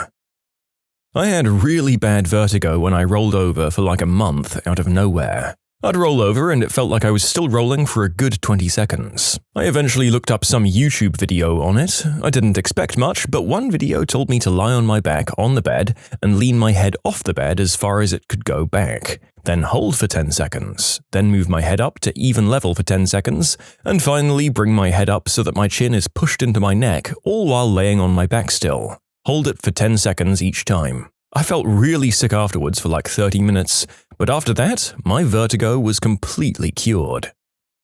If you're having trouble passing gas, get down on all fours. Start with knees and hands, and then knees and elbows. I learned it from a dating survival handbook from the early 2000s, and it saved me the first time I had White Castle on a business trip. Someone posted on the internet a long time ago that in some older cars, turning your key in the lock on the door and holding it in the unlocked part for 3 seconds will unlock all the doors in the car. This trick works on my car, and since my key dongle doesn't work, it's changed my life. Contact solution works wonders on bloodstains. Kind of niche, but I work as a production tech. One of the companies I work with has a few HOG lighting consoles. These consoles sometimes don't want to boot up, and when I found myself in that situation, my coworker said, "Pick it up about 6 to 10 inches and just drop it." I looked at him like he was crazy because these things are expensive, and he calmly says, "Just do it." So I did it, and frick-a-duck, wouldn't you know it, it worked. And it continues to work with every HOG I come across. And yes, I've heard of percussive maintenance, however I never thought of using gravity to induce it. I love that it's so widely accepted. And to all of you saying that you're going to try this with your grandmas, from what I've told, that will kill. Please percussive maintain responsibly, and don't kill your grandmas. Cursing loudly makes some automated answering machines immediately go to customer service. I personally recommend the F word, but the B word, S word, and C word also work as well. I wonder if this is because the AI just doesn't want to deal with that level of aggression in its day-to-day life, and decides that maybe only the humans who created it deserve to deal with all the nastiness that can spew forth from the human mouth. Laying on your left side can stop gastric reflux pain. I got a medicine wedge pillow that allows me to sleep comfortably on my side and inclined. It's helped me alleviate my reflux symptoms immensely. If you spill candle wax on a carpet, you can get it out by running an iron over it with a damp towel in between. I was so baffled I almost felt like spilling more wax. Low heat, make sure the towel is damp enough and keep the iron constantly moving. And most importantly, don't blame me if you light your carpet on fire. And please, just Google it first. Step 1 is actually to use a butter knife to get the big clumps out, and there's a few other disclaimers. I was told to put my hand on the bottom of the steering wheel when backing a trailer up, because then whichever direction you move your hand, that's the way the trailer goes instead of the opposite if your hand is on top. Oh my god, I desperately wish I'd known this earlier. I had an incredibly embarrassing 16-passenger van with the U-Haul trailer attached backing up situation that still haunts me to this day. If I'd just known that, ugh. Nuke a couple of potatoes and put them in your coat pockets. Aluminium foil cover optional. Voila! Hand warmers that stay warm for hours. As a bonus, you can eat them later. Aluminium foil hat optional. That Dawn dish soap and vinegar cleaner really does work miracles. My shower has a tendency to get this grimy coating that doesn't scrub off easily. Using Dawn and vinegar, it comes right off no problem. Had a parasitic drain on a truck and the fuse and relay panel was way up under the dash. I figured whatever was causing the drain would probably make the fuse and relay hot, so I shot the infrared thermometer at them all. And sure enough, one of them was 15 degrees hotter. Turns out the clutch for the AC compressor was stuck on the whole time. If you want to save some money on these types of problems, go to Harbor or Freight or Princess Auto and buy a $20 multimeter. Spend an hour on YouTube learning how to use it, and you'll be surprised how simple a lot of these problems are to solve. I had really bad hiccups from drinking, so the bartender gave me limes with sugar and some sort of red liquid on them, and they instantly went away. And I felt like I had control over my life for a very short, sweet moment. I'm guessing the red stuff was bitters. I do it with a lemon, though, not lime. My source? I'm a bartender. listening to a song while reading along to the lyrics after it's been in my head all day to try and get it out. I don't even know how many times this has saved my sanity. The whole reading along thing is just a way to say concentrating on the lyrics and tune, as that's what makes the trick work. Don't know how it goes for an instrumental. I guess just imagine it's the background track for your life and roll with it. I don't know. Sometimes you're just screwed in the ear by life. Pressing your thumb to the roof of your mouth and pressing your other thumb in between your eyebrows when you have a headache. It works for some people, me being one of them. I read in a tween magazine, it might have been American Girl or something similar, years and years ago, a tip to help you fall asleep where you slowly tense all of your muscles as much as you can and then release all the tension at once. I was amazed at how much more relaxed I felt when I tried it. Years later, I realized this was basically mimicking what happens when you climax, without doing the deed with someone. So take that as you will, but hey, it works either way. Wearing thinner socks stopped me from getting blisters in my new shoes, which were a little big for me. I told my sister that my new shoes were giving me blisters, and she looked at my feet and very matter-of-factly said, "It's the socks. Too thick." Kinda like that scene in Road to El Dorado. Anyway, I was like, no, that's just some old wifey crap. But it worked. Use a used dryer sheet to remove deodorant stains. Gently stuffing a chicken's head under its wing and moving it in a circle exactly 3 times makes the chicken fall asleep. When I was a kid, I'd lay one of my chickens on its side while gently holding them in place and slowly drag my finger on the ground back and forth in front of their face. I'd let them go and they'd just lay there, not moving for a good minute. Then they'd wake up and go back to their chickeny business.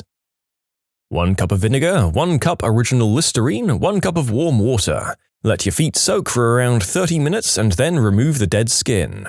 Bam! No more cracked feet. I did this with a couple of friends and our feet were so soft. They were also stained blue. To be fair, I can't remember what kind of mouth rinse we used, but our soft, lovely feet were Smurf blue afterwards. If you think that's cool, try a baby foot soak sometime. Your dead skin peels off like a week later. It's gross and really satisfying at the same time. If your nose is stuffy and you can't get it cleared, just do 10 push-ups and it will clear right up.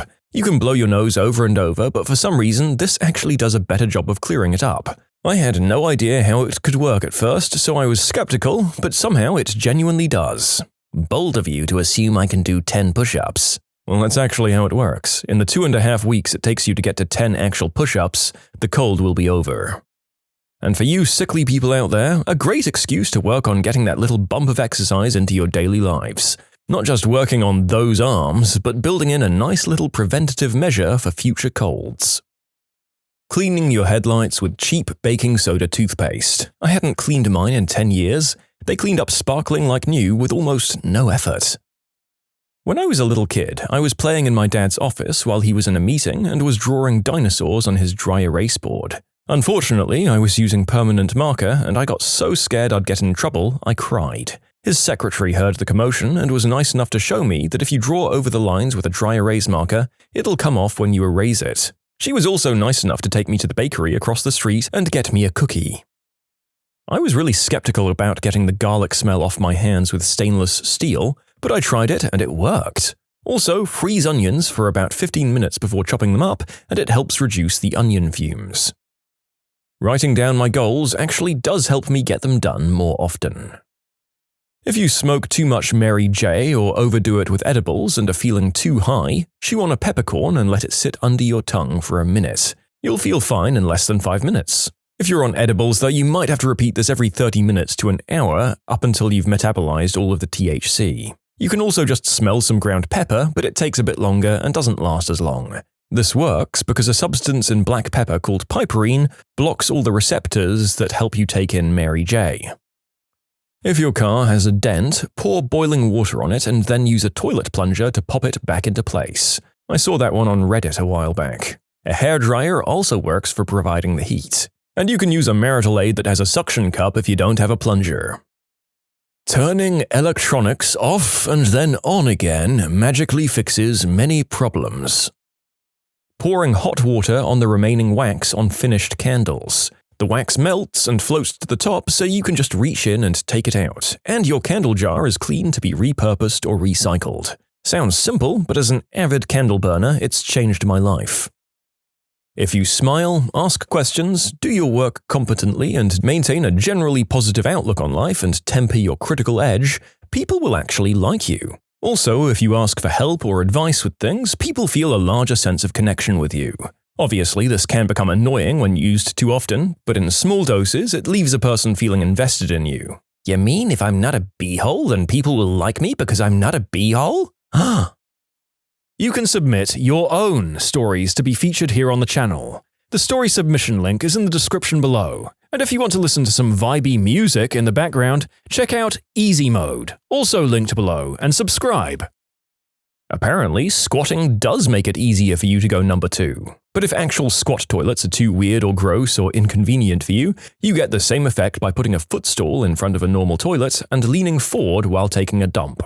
You don't have to buy a squatty potty, a regular stool, pun intended, works just fine. If you want to know if the egg is boiled, spin it on a table and stop it with your hand for just a short moment, then let it go again immediately. If it stops, it's boiled. If it keeps rotating, it's raw. The liquid inside has momentum. When you're doing a spot the difference challenge and the 2 pictures are next to each other, you can cross your eyes to merge the 2 images and the differences will sort of flash. It's hard to explain, but give it a go. If your printer seems broken, hit it and it will work again. I've been there, it's called percussive maintenance. I'm always too hot when I try to fall asleep, but I can't sleep with open windows in the winter.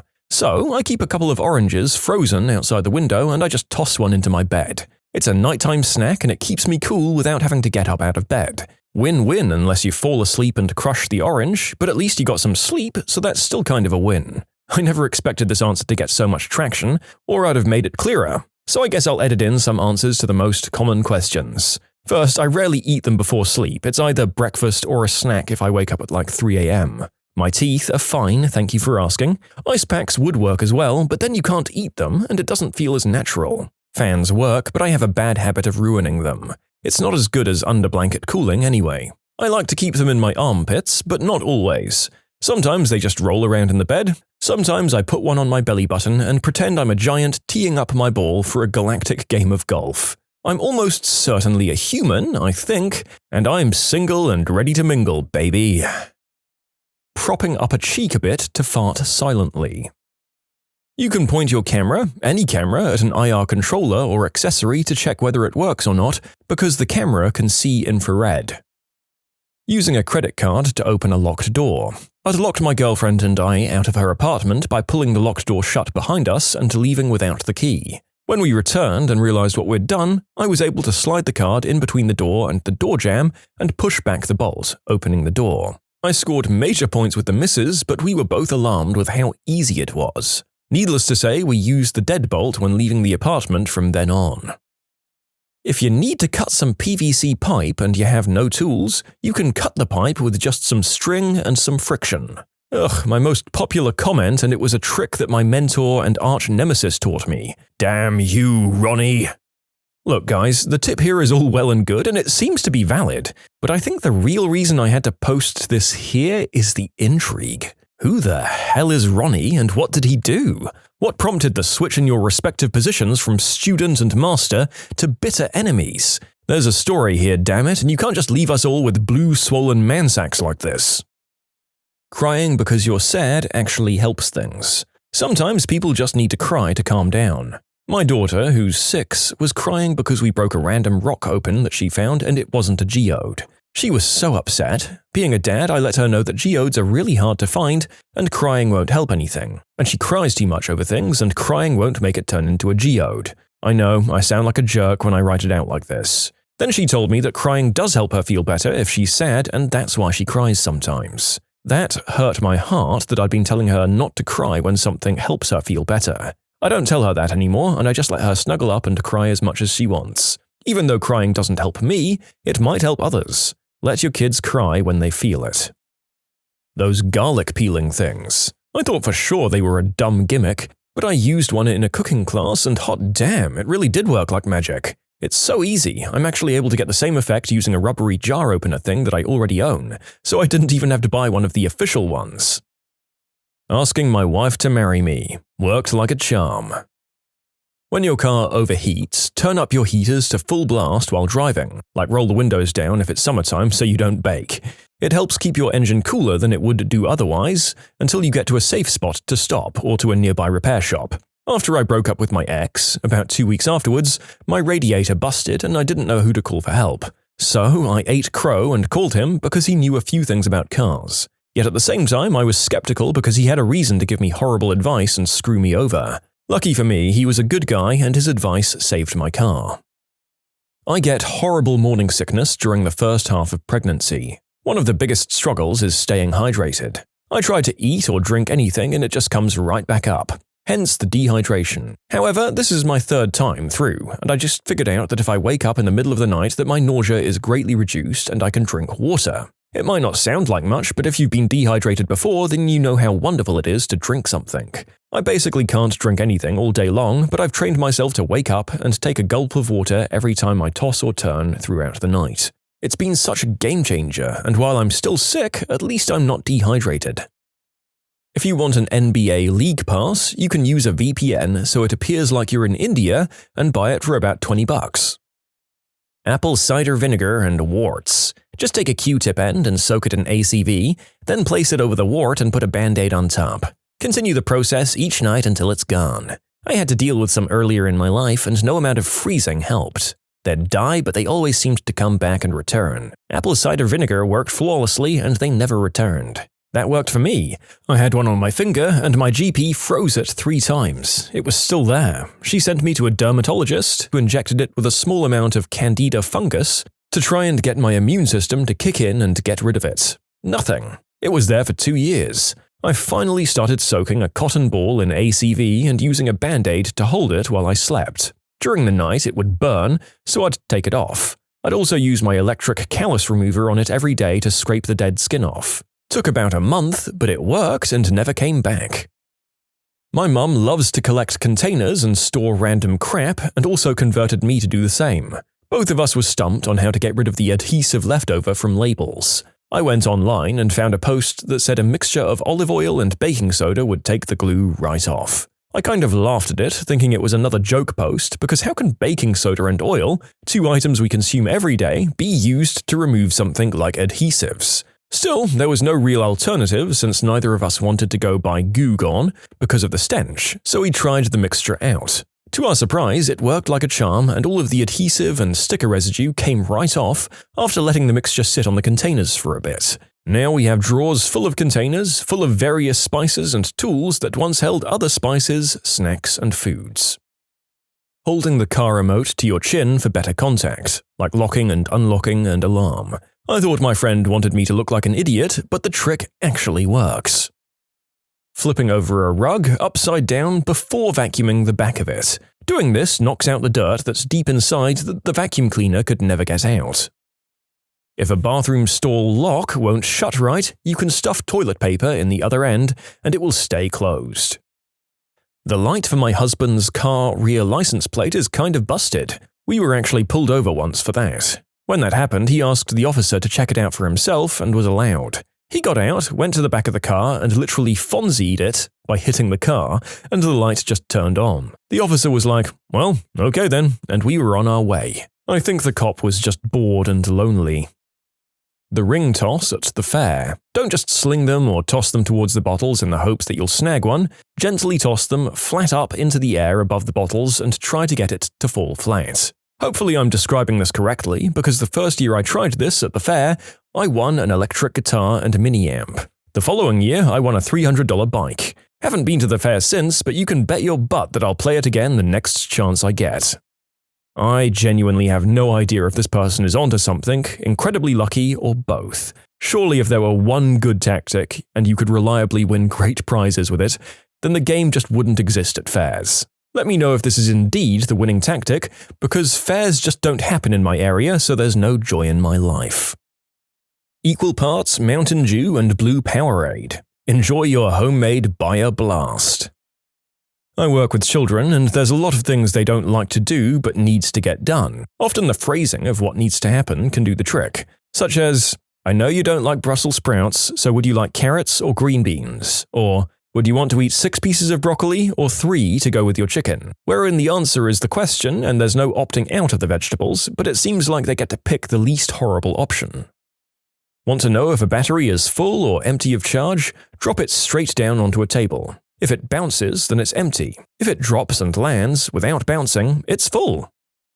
My girlfriend has trouble making decisions on small things, like the classic where to eat tonight. One time I figured out that since she can't decide among the available options, it must mean that all of those options make no difference to her. Therefore, I can just pick the one I want, or even at random, right? It worked. She loved it. I loved it. Everyone's happy. What terrible decisions did you make while you were mad, and how did it play out? Telling a judge, "Whatever, screw this court and the city of Richmond." The consequences? 30 days in jail for a contempt of court charge. I regretted that one. I punched a cop in the nose and broke it. It was instinctual after having a frickin' horrible day coupled with some creepy mother effer following me around for 4 blocks. I thought it was the creeper, not the cop that I hit, when I felt a heavy hand on my shoulder. The cop was freaking out on the ground and his partner pulled his weapon on me, yelling to put my hands up. I had to explain why that mistake happened. It worked out okay, but I had to go to the police station to explain my story. Found out the cop was about to ask me if I'd noticed that my wallet was about to fall out of my pocket. It all ends with the broken-nosed cop saying it was okay and that I'd be let go if I bought him the burgers he was on his way to get. His grin was comedy gold. Ended up buying the burgers for the whole department. That was expensive. Yeah, I was really lucky. This happened when I was 18 and I'm 21 now. If it helps, white as can be. For a broke college student, over $250 for burgers was a bit steep. I'm just happy it all ended on a positive note. My parents don't know and probably never will. Thank God or whatever other deity. Let's go with Odin. Praise be to Odin. When I was 19, I worked at a summer camp as a sort of supervisor for a group of counselors. There was an event coming up and I'd wanted to take the day off in order to attend.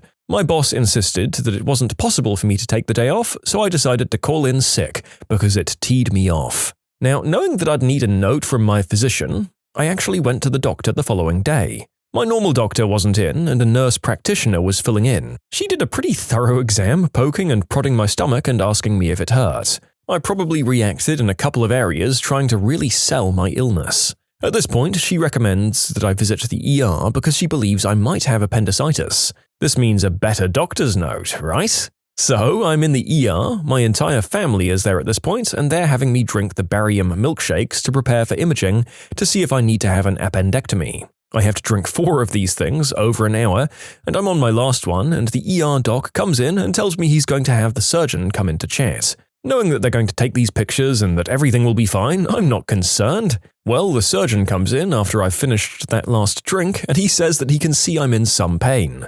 I guess I'm still selling it. To which I explain that we're going to take the pictures to see if it's legit. I know these will turn up negative. He then answers that he doesn't need the pictures and we should just go to surgery now. 10 years on, I'm appendix-free, and to this day I still haven't told my family. In short, I faked being sick to get back at my boss, and now I don't have an appendix.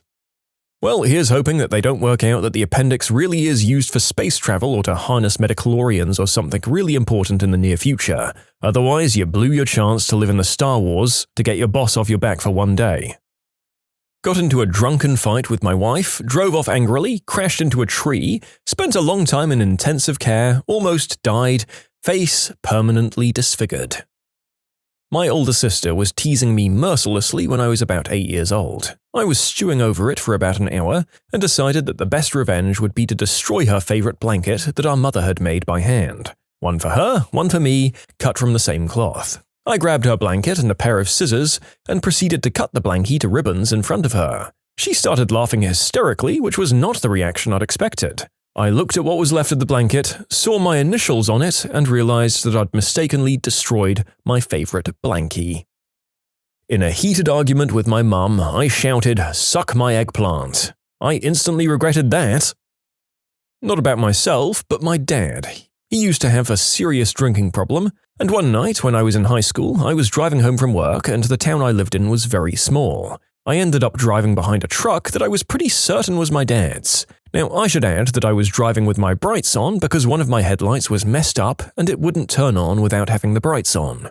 Well, I'm driving home thinking how funny it is that I ended up behind my dad when he slows down and comes to a complete stop at a curve where I couldn't get around him. I was very confused. He gets out of his car and starts screaming at me from his car. He's calling me all sorts of names and grabs a Frosty from Wendy's and throws it at my car. He ended up throwing it so hard that it dented the middle of my hood. I was absolutely terrified. He had gotten mad like this before, but I seriously had no idea what I'd done to tee him off so bad. He starts walking towards my car, and even though he was a good distance away, I could see the look of rage in his eyes. I was physically shaken, so much so that I couldn't even manage to cry because I was so terrified. Turns out my dad had gotten into an argument with a guy in the Wendy's parking lot who had a similar car to me, and since I had my brights on, he couldn't tell it was me, not to mention he was probably driving drunk. When he got to my door, I assume he was planning on grabbing the guy out, my dad just stopped frozen. He got back in his truck and drove away. When I got home, he walked into his room, grabbed a bag, and left to stay in a hotel and start getting help. He couldn't look me or my mother in the eye. I was playing chess with my mum. I was in my elementary school's chess club at the time, so I thought I was pretty hot stuff. I was 10, however, and she was an adult, so she was beating me without effort. I was a little jerk, so it didn't take long for me to reach my 10-year-old boiling point. In a fit of misplaced child rage, I picked up one of her knights and I bit it. It was a cheap plastic set, so I managed to take a chip out of it. The knight remains chipped, and to this day, whenever I get upset about something, my mum just says, "Don't bite the pony." When I was around 9 years old, my sister was always a bit of a bully to me. At the time, she had a broken leg and was using crutches to get around. While walking down the stairs, she hit me with one of her crutches. Apparently at the time I'd had enough of her crap, so I turned and kicked both of her crutches out. Halfway down the stairs, she fell about 9 stairs down and probably had to keep the cast on her leg for another few months because of that. For clarification, my sister was and still is a bit of a jerk. I was probably around 12, my older sister had a friend over and was being really mean to me. She was in her room with the door shut, so I took some string and tied her doorknob to mine across the hall so she couldn't open hers. Of course, right after I did that, she knocked a bottle of nail polish remover onto a candle and lit her carpet on fire. And that is how I lost my… I'm joking. Yes, I cut the string and no, they weren't hurt. Her friend actually told her to stop being so mean to me. But the next time I'm 12 and upset, I'll remember that teenagers aren't very responsible with fire. I really thought that was going in a different direction. Wow. Not me, but my brother. I hope the entertaining story makes that okay as a submission. So my brother is a rageaholic, especially when playing Xbox first-person shooters. He has thrown and destroyed about 5 or 6 Xbox 360 controllers. These things range from $50 to $60 each. He doesn't buy knockoff brands either. One night, during a peak of extreme intensity, he was moments away from smashing yet another controller. Hand raised in the air, ready to be smashed to the ground as hard as possible. Suddenly, a brief lucid moment crossed his mind. Perhaps I shouldn't do this. It's going to cost me another $60 if I break this controller. But rage overflowing and hand already in the air, all he could alter about the decision in that split second was to smash the controller down onto the couch instead of the floor. Well, it just so happened that he had placed his brand new iPhone on the couch earlier before starting his gaming session and completely forgotten it was there until the moment the remote made a shattering contact with it. This, of course, triggered some sort of super rage. I tried not to break my controller. How could fate do this to me? I believe is a semi-accurate paraphrasing of his thought train. With Super Rage mode activated, the obvious logical course of action was to kick the 50-inch projection television as hard as he could. He put his foot right through the screen, decided to get blackout drunk, and woke up to a destroyed living room with a shattered iPhone and destroyed TV filled with vomit. He vaguely remembers laughing as he threw up into the hole in the TV. The Xbox remote was fine though, since you're asking. I should add, he was around 30 years old when this happened. We're roommates. That man has problems and should probably be in an anger management class of some sort. Although just for this one story, I'm somewhat glad he isn't because that's funny as all heck. Throwing my phone because I was arguing with the Lenovo customer support about the warranty on my broken laptop.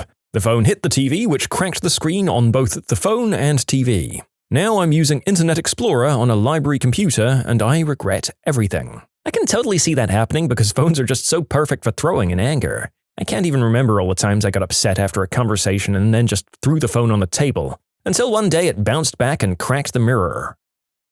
I was eating some tuna after having a bad day. My younger brother kept teasing me for something I don't remember now and wouldn't shut up after I told him to several times. All of a sudden, I grabbed my fork and launched it at him. The fork hits him in the head, and 5 seconds later, blood starts coming out of his head with increasing intensity. The consequences? A lesson. If you're having a really bad day, don't take it out on others. Especially your family, which is the only group of guys that really give a crap about you. Also, there was a life scar on his forehead. My first boyfriend threw a bean at his cousin at his 8th birthday party. She retaliated by throwing a fork into his eye. He had to have his lens removed, and his pupil expanded to fill his entire iris. Despite being partially blind in that eye, he had a great sense of humor about it. He was able to finally get surgery to fix it when he was 18. Eye surgery seemed even more traumatic than the original injury. You can submit your own stories to be featured here on the channel. The story submission link is in the description below. And if you want to listen to some vibey music in the background, check out easymode, also linked below, and subscribe. Punching a huge dent in the side of the refrigerator. I am not a smart man. My younger brother was troubled in his teens, to say the least. He had a lot of anger issues. I've never been a fighter, however he and my older brother were totally different. They saw violence as the only answer to disagreements. Anyway, one night I'm in my house with my friends and I get a call from my mum. My younger brother and his friend were at her house tormenting her. They were both completely drunk. I made my way there. She only stays a couple of streets away. In the time it took me to get there, she had called the police after my brother had hit her and thrown her down the stairs. She had managed to get him out of the house, but he and his friends were trying to break the door down to get back in. My brother had quite the reputation with the local police, and so they sent as many resources as they could. 5 police cars and a police dog unit. My mum's street was lit up in blue and red flashing lights by the time I got there. My brother and his friend had run into the large car park behind my mum's house when they heard the sirens of the police. So the dog unit was out trying to find them while I comforted my mother. They eventually were found hiding in a bush and were dragged back to a police car in cuffs. This was a Friday night. My brother was supposed to be working all weekend, but I knew if they took him away, he'd be locked up until Monday at the earliest. I spoke to the policeman in charge and convinced him that I could control my brother when he was drunk. That was a lie. I pleaded with them to let him come stay at my house rather than lock him up. My mum tearfully agreed and they let me walk away with him.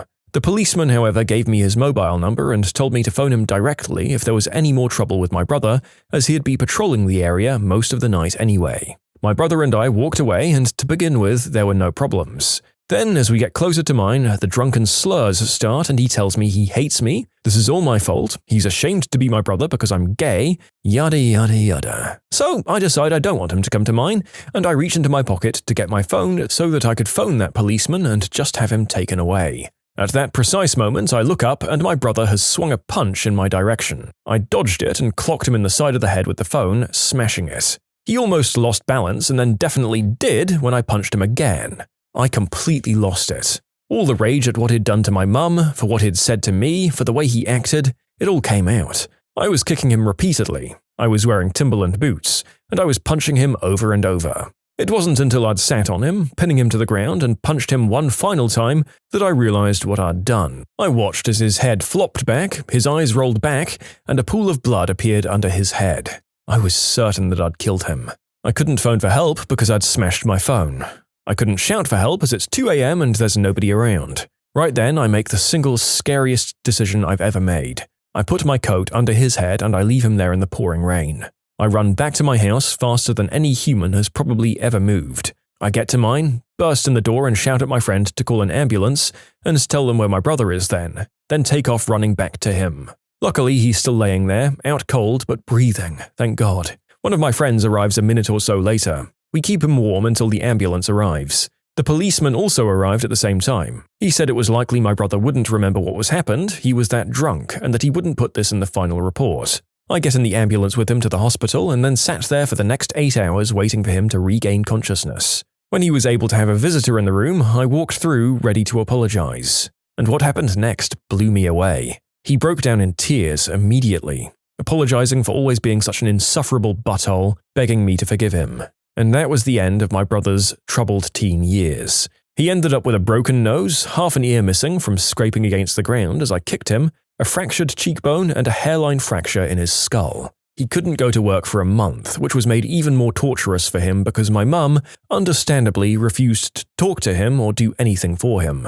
They didn't speak for about 18 months until he gave her her first grandchild. That brought the whole family together and completely changed him. Now our family are stronger than ever. We might have come out the other side stronger, but that feeling where I thought I'd killed my younger brother, that feeling will always make that angry decision the worst decision I've ever made. In short, my brother beat up my mum, so I beat him within an inch of his life.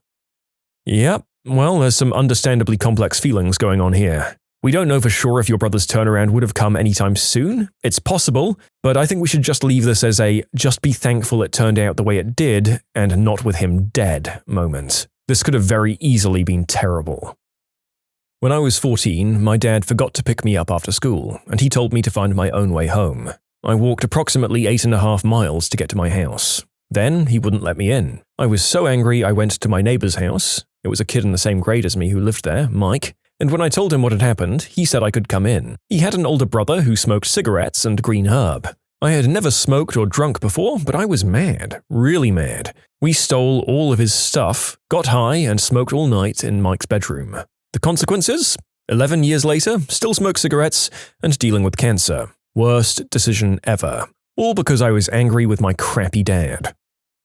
I was a little kid, around 8 years old, and I'd gotten in a fight with my sister. I got really mad and threw one of those mini CDs at her in rage. It was a GameCube game, I think. It curved perfectly through the air and hit her right between the eyes. I'm laughing about it now, but she had a scar for a while.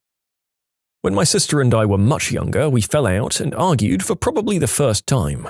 She was just old enough to be trusted to walk around the house on her own and stuff, and I'm about 5 years older than her. We fell out, I can't remember what over, but shortly after she came back into the room we'd been in. She was in tears and holding a piece of paper. It was a picture of me and her holding hands and the words, "I'm sorry." I ripped it up in front of her eyes, threw it to the ground and left the room.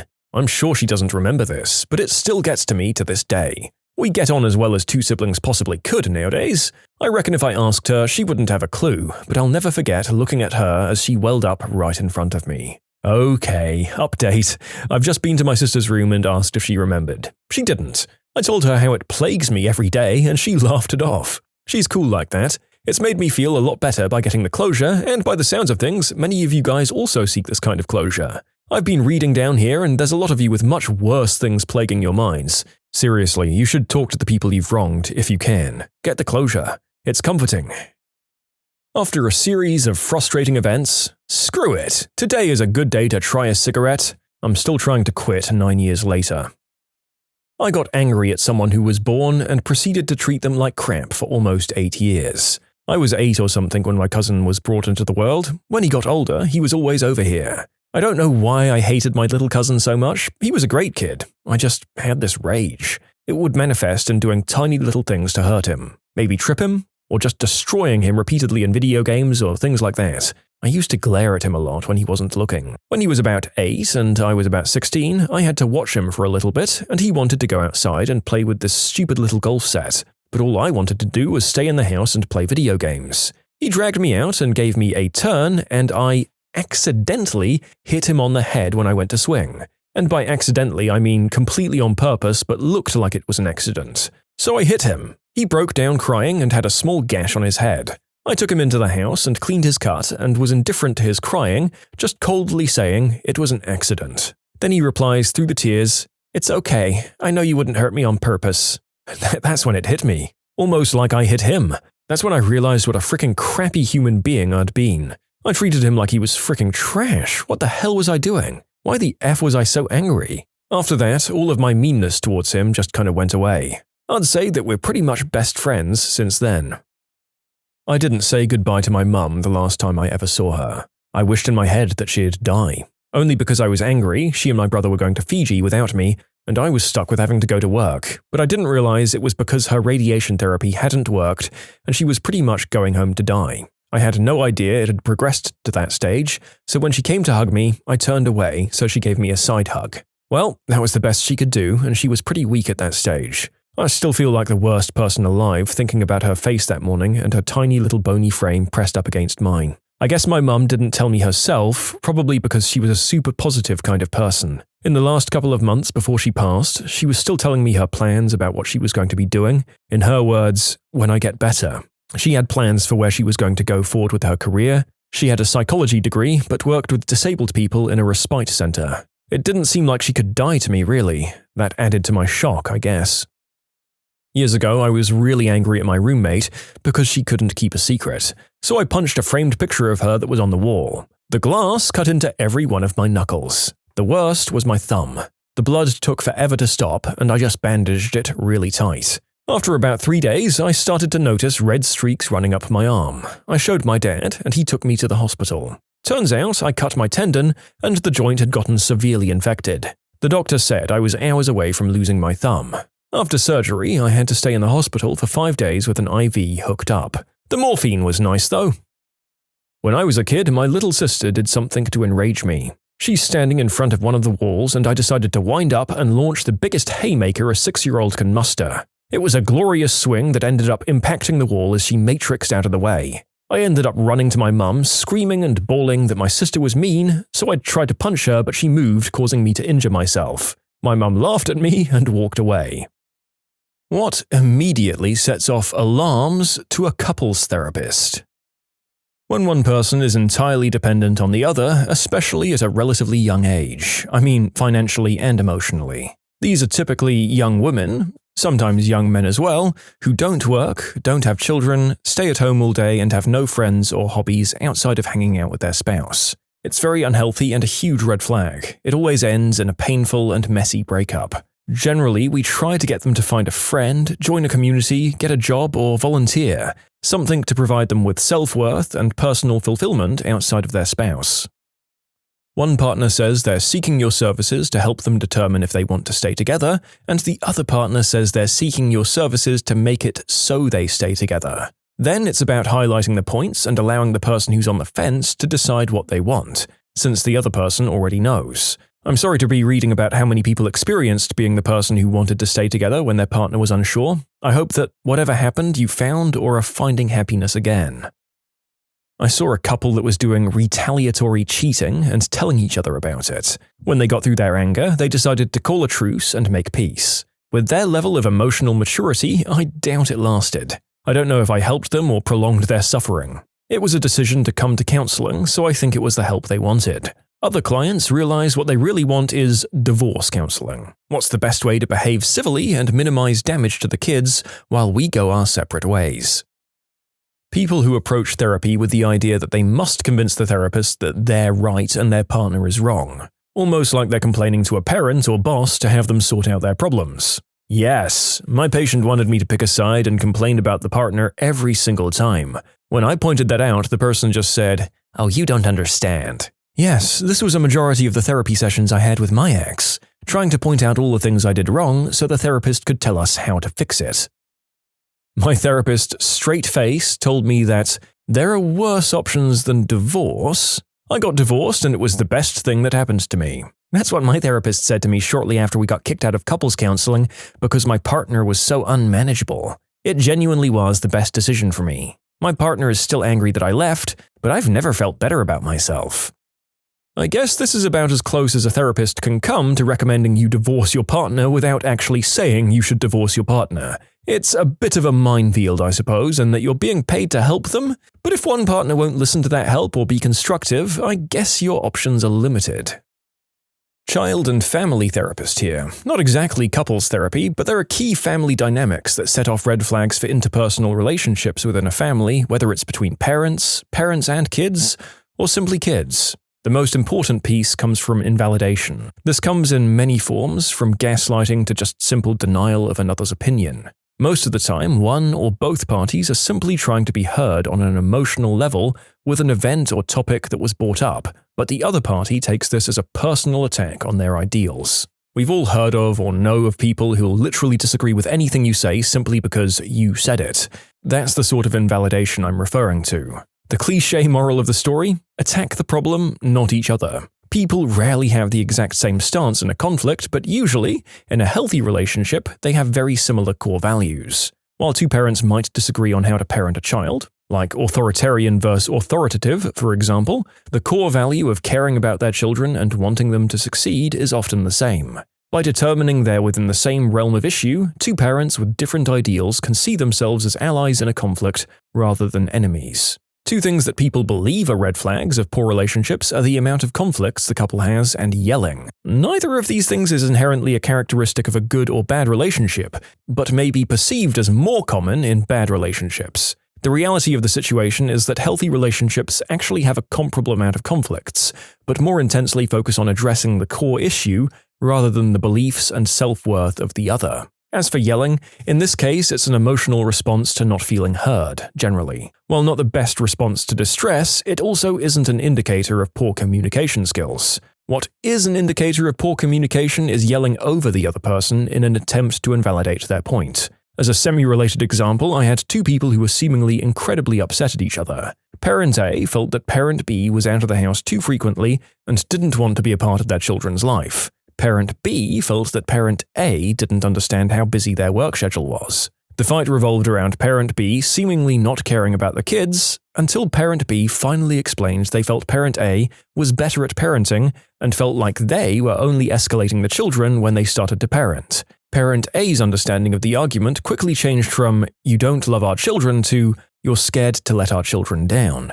As you can guess, the tone of the conversation changed dramatically, and there was no longer a sense that parents A and B were on opposing sides. The issue instead became helping build confidence in Parent B's parenting abilities, which Parent A was much more validating and supportive of. Not all cases are this clean-cut in their solutions by any means, but I figured I'd demonstrate the basic idea of finding core values and attacking an issue together. Contempt. When I experience true contempt from one of the parties in the relationship, I know it's usually over. Look towards a peaceful ending at that point if it's possible. Contempt, one of Dr. John Gottman's 4 horsemen predictors of divorce, along with criticism, stonewalling, and defensiveness. Yes, yet I place contempt above them all. One can usually work through the others just by reflecting the behaviors and patterns, yet contempt borders on hatred, dug-in hatred. Relationship therapist here. One of the biggest red flags I see when working with new couples is when they've totally forgotten the good. Part of relationship therapy is reconnecting a couple with what they like about each other, what initially attracted them to each other, and what the positives are between them. When people come in and they've been so unhappy for so long, they usually can't remember what it was like to be in love, or even to like each other. They're just about hopeless. You don't have to be happy for therapy to work, but if you can't even reminisce about the good times, then the good times are probably over. I'm getting replies from some people this is clearly resonating with, so I'd like to recommend a book. If you find yourself in this situation, check out Hold Me Tight by Dr. Sue Johnson. She gives some explanations of how people get into this cycle, as well as some suggestions on how to try and navigate it. Couples in a tit-for-tat arrangement. For example, I cheated on you so you can have one night to cheat with whomever. Or I violated your trust and did substances so you can go out and do whatever for one night. This just erodes trust and compounds the hurt. An affair that won't end. I've never seen a relationship bounce back when a partner is still in contact with their girlfriend and boyfriend, and I don't mean their exes, I mean the person X is having the affair with, or where they've been lying about it. Control to an excessive amount. I most commonly see partners having to send pictures holding up a certain number of fingers or proving that it's a live picture. This is abuse. Overbearing parents and in-laws. I understand there's a ton of cultural nuance here, and I work with couples who've arranged marriages, as well as the South Asian community.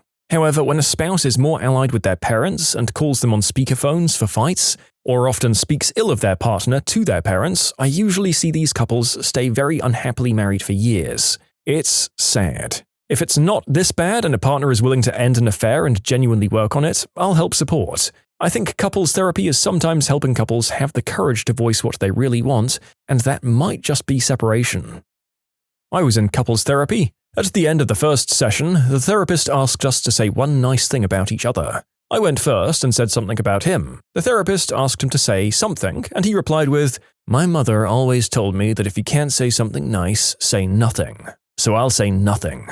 I felt so sorry for the therapist. And yes, that's when I started planning my exit. I'm now in a very happy new relationship, and my revenge is to be living my best life. Very happy now. It's very easy to work out when one person knowingly prioritizes their own wants and needs over their partner's, Relationships like this are often doomed because the person simply doesn't care enough to make any meaningful change. This bit hits hard. I've been trying with my wife, but she is not interested. She asked to separate just before Christmas. I asked her to move out on my birthday earlier this week. It hurts to be in the same house with someone you love but who isn't able to feel the same. But it also hurts to be apart from them.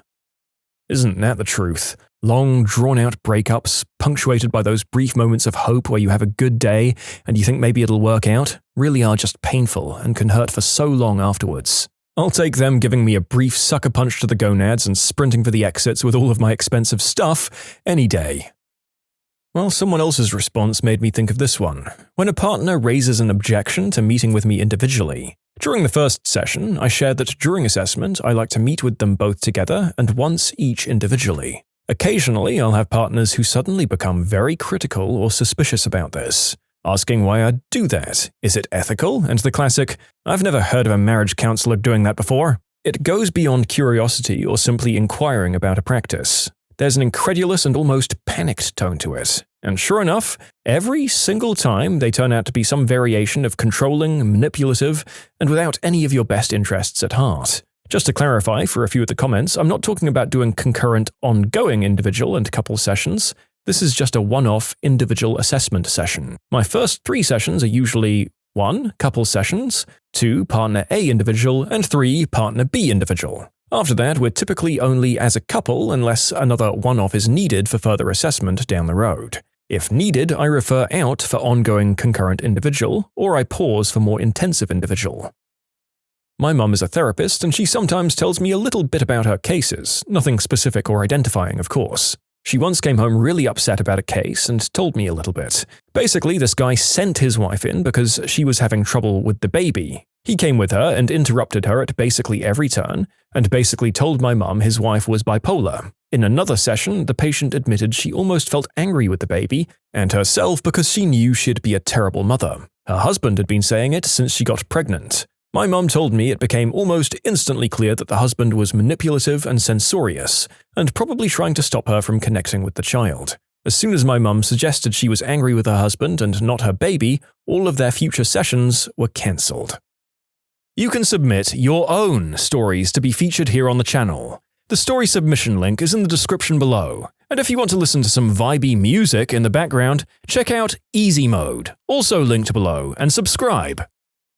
This wasn't my client, but I had to watch as my own roommate dealt with her fiancé. He was A. controlling her, physically, her activities and her financials, B. continuously dismissing her feelings and assessments and opinions. The fiancé would revert to baby talk, speaking to roommate like she was an uneducated child, in a daddy knows best kind of gaslighting garbage way. And C. trying to hide his narcissistic tendencies behind his good church boy exterior. This was all happening in my condo while she was waiting to move out and marry him. I usually tried to stay out of their issues, but one afternoon I softly encouraged her, saying I agreed with her about an argument I'd witnessed earlier in the day. She came back that night after the fiancé convinced her that I was jealous and trying to break them up so I could have him. She barely talked to me again until she moved out. Sadly, they did get married, have 2 kids, and she's completely isolated as a stay-at-home mum. I don't even want to imagine what it's like for her at home. High conflict relationships. If frequent and bitter conflict began a few months or less after the relationship began and continued, relation therapy is going to be a crap show. It won't be helpful. Either the conflict will continue indefinitely or it'll just come to an end. Not just my opinion, the research supports this. All of these responses have made me so much more grateful for my younger sister, who pestered me until I was in tears of anger to leave my ex. Within a week, I could see how much better my life was without him already. I'll never be able to tell her how much it means to me that she was ready for me to hate her as long as it meant I was away from him. I'll just say that if you find yourself screaming, "I'm not effing yelling at you," you might have a communication problem. I want to add a more thoughtful note, but I should also mention that I mainly work with individuals. Similar to what people have already said, the reddest of flags for me is when clients try to take sides. I can understand why people may do that every now and then during more difficult discussions, but if it happens consistently, it's a huge problem. There are plenty of reasons why people may do this, but the reality is that therapy is meant to foster cooperation between partners. Feeling like you need the therapist on your side indicates you're approaching the relationship as a competition, not a cooperative interaction, and nothing good comes from that. Also, I once had a supervisor who did a great deal of couples work tell me that it has such a bad success rate because people rarely come before the relationship has crossed the point of no return. Unfortunately, that seems to be a very accurate description. Whataboutism. Instead of taking ownership and responsibility for their contribution to the degradation of the relationship, one or both parties simply point out an example of the other exhibiting a similar behavior. It's a red flag because it illustrates their lack of self-awareness and poor communication skills. Communication is key when trying to mend a tattered relationship because without respectful communication, the conflict recovery process can never begin. In the conflict recovery model, both parties agree to the terms under which they'll communicate, like no yelling, no interrupting, and no I told you so's. Each party gets a chance to share how the other's actions make them feel. Then they each propose their solutions and identify why they made assumptions or where they got triggered and why. Then they identify where they're willing to compromise. Next, we create an actionable plan with deadlines and we monitor the progress to see if the proposed solutions were effective. In my opinion, everything can go to crap, but once communication stagnates, you're in real trouble. So even if you're arguing that you're still doing okay, you just need to work on how you're communicating. I'm a marriage and family therapist, and for me, an unofficial litmus test is when I ask at some point in the first few sessions how the couple met. If there is absolutely no positive affect from either person, and no one even cracks a smile, or if they just give me a single-sentence answer, "We met at a party," that's usually a signal they've been unhappy for so long or the conflict is so overwhelming that they just can't access those good, warm, fuzzy feelings from the beginning. I partly wanted to do this job because I'm a romantic at heart and I love hearing real love stories. And for the most part, hearing about their first few months together is an actually fun and illuminating part of therapy. Only a few times have I seen the flat or no affect couples, and it breaks my heart every time. I remember learning in grad school that most couples who come into therapy have lived unhappily for an average of 7 years before trying to get help. They come for that first session, and if they aren't cured after that, most think that therapy doesn't work and they just don't come back. To anyone who may be considering individual or couples therapy as a result of this thread, go for it, and be prepared for it to take some time and energy for you and your therapist. I think this is an important point to make. I remember the therapist on Cinema Therapy saying that his favorite sort of clients are the ones who come in when the relationship is actually going great, and they want to make sure it stays that way, which seems like an easy paycheck to some, but it is a great way to identify any small upcoming speed bumps and to reaffirm what you love best about each other. Definitely something to think about. I'm not a couples therapist, but I recommended a couples therapist to a coworker for some premarital counseling. My partner and I had really enjoyed our premarital sessions from this super nice therapist, and when a girl from my work got engaged, she asked for his number. The day after their first session, I got a call from the girl saying, "I can't believe you sent me to this horrible, invasive, rude counselor." I was in a panic. "Oh no, what happened?" She explained, "We went in there and sat down and the first thing he asked was, 'So, why do you want to get married?' How rude is that? How dare he?" And that's when I realized that maybe their relationship wasn't going to pan out. They called off the wedding a few months later. As a clinical psychologist, I focused mainly on behavioral medicine and cognitive assessment, but I did my fair share of marriage and couples work. Refusal or inability to compromise is a ginormous red flag, one that I believe is empirically validated. Compromise is a significant predictor of satisfaction in relationships, and it plays an important role in the long-term success of marriages and relationships in general. I'm reading through these as a mental checklist to keep in check my own actions, not just my partner's. Thank you to everybody for sharing. My mum is a couples therapist, and she says that there are some people that she's told, "You're not going to work out" on the first couple of sessions.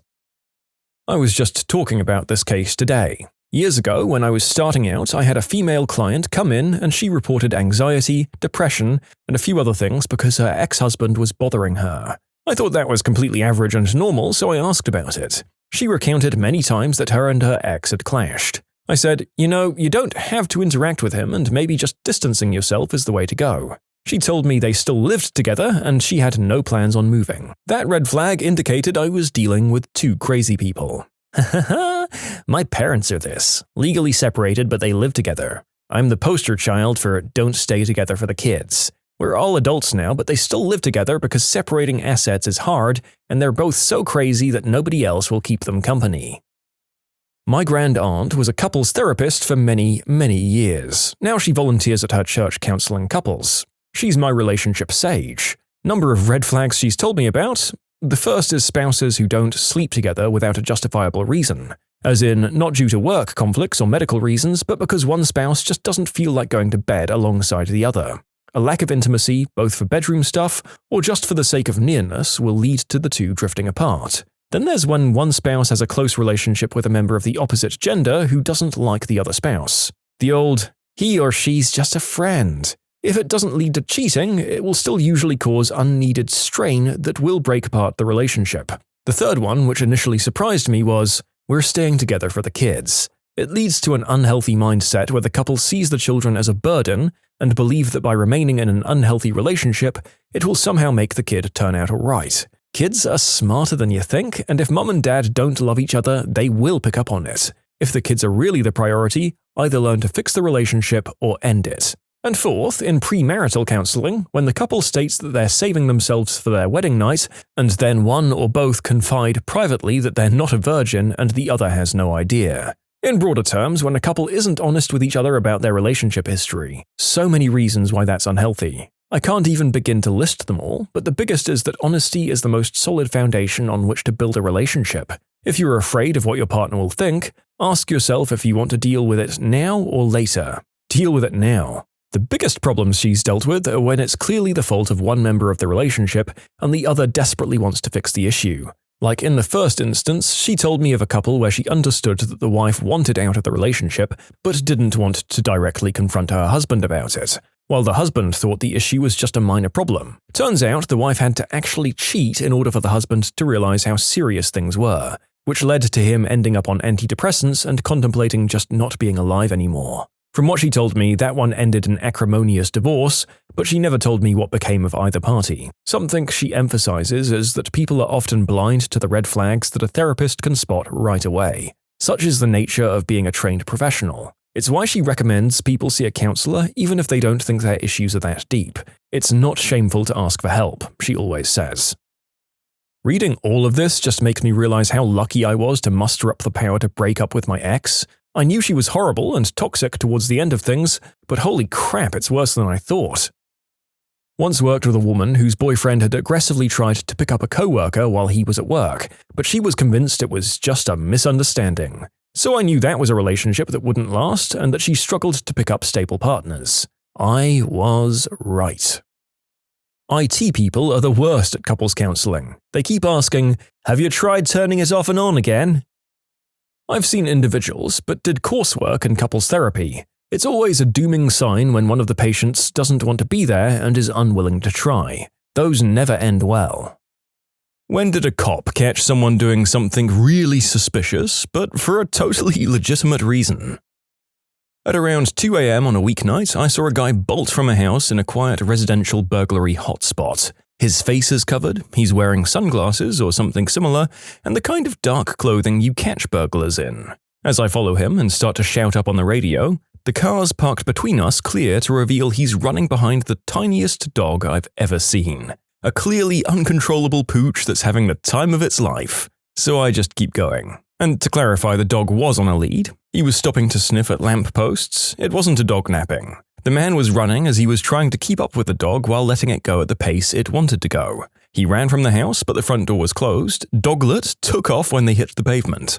When I got closer, those sunglasses he was wearing weren't sunglasses after all, just tinted glasses. I don't know why he had his face covered. It was a scarf and it was autumn, but we don't have sumptuary laws in our country and you can wear what you like. I'm not the fashion police. I spoke to him when I saw him later on, but I don't remember the dog's name. Sorry. And for those of you asking, it wasn't even an expensive dog. It was a cheap dog. Cheap dogs have more fun, I reckon. Prior US Coast Guard. We were doing a security boarding on a vessel planning on entering port with some hazardous cargo. Me and one other guy were in the engine room, making sure everything was kosher, when we catch a glimpse of some boots barely sticking out from under a piece of machinery. Since, as far as we knew, all crew were present and accounted for above deck, we were understandably concerned. We radio up asking about it and get told all present and accounted for up above. So we're thinking a stowaway or someone being smuggled. Luckily, it was neither, just a guy who legitimately fell asleep while doing some maintenance. He shared a name with one of the other crew, so that's how he missed his absence. Apparently our guy up above checked the same guy twice. Go figure. My cousin is a cop and told us the story of seeing a car driving slowly at about 3 a.m. through a neighborhood that had had several break-ins. He thinks to himself that they're looking for a target, so he puts on his lights and pulls them over. He walks up and the driver puts the window down and she turns to look at him with fire in her eyes and says in a harsh whisper, "This had better be important because I just got the baby to sleep." He looks in the back and there's a baby in the car seat, sound asleep. The memory of what it was like when his babies wouldn't sleep rushes back, so he says, "Oh no, I'm so sorry, never mind." And he goes back to his car. She drives away slowly. He's just glad he didn't wake the baby. Well, it looks like that woman found the perfect cover. Start the kid off young doing that job and he'll be a legendary master burglar by the time he's 10. I love it when hardened enforcers go soft when it becomes clear there are kids on the scene. Actual cop here. I work midnights, and one night I'm sitting in my cruiser at like 2 a.m. doing paperwork. I see an older model car driving slowly around the area and then pull into an abandoned parking lot and black out in the corner by the woods. No lighting. This is for a building that's being torn down. This is not normal, so I'll look into it. I pull up to him and get out. "How are you doing?" I asked. "What's going on in this parking lot tonight?" The guy's got bags of something in his back seat and he's alone. He's an older guy and seems a little off. He tells me, "I'm here to feed the cats." And I think to myself, this is a bullcrap answer, and I attempt to call his bluff. "Okay, where are the—" And then like 40 cats come running out of the woods. The guy asks me, "May I?" And I say, sure." He gets out of the car and starts feeding the cats from the dry food in his bags. The closest thing I can describe it as was the scene in Ace Ventura where his pets all come out of hiding. Okay, go on about your business, I guess, and then I left.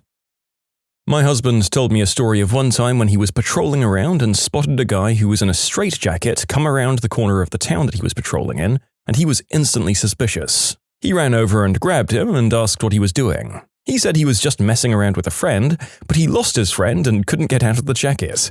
So my husband asked to call his friend just in case, and lo and behold, he wasn't even lying.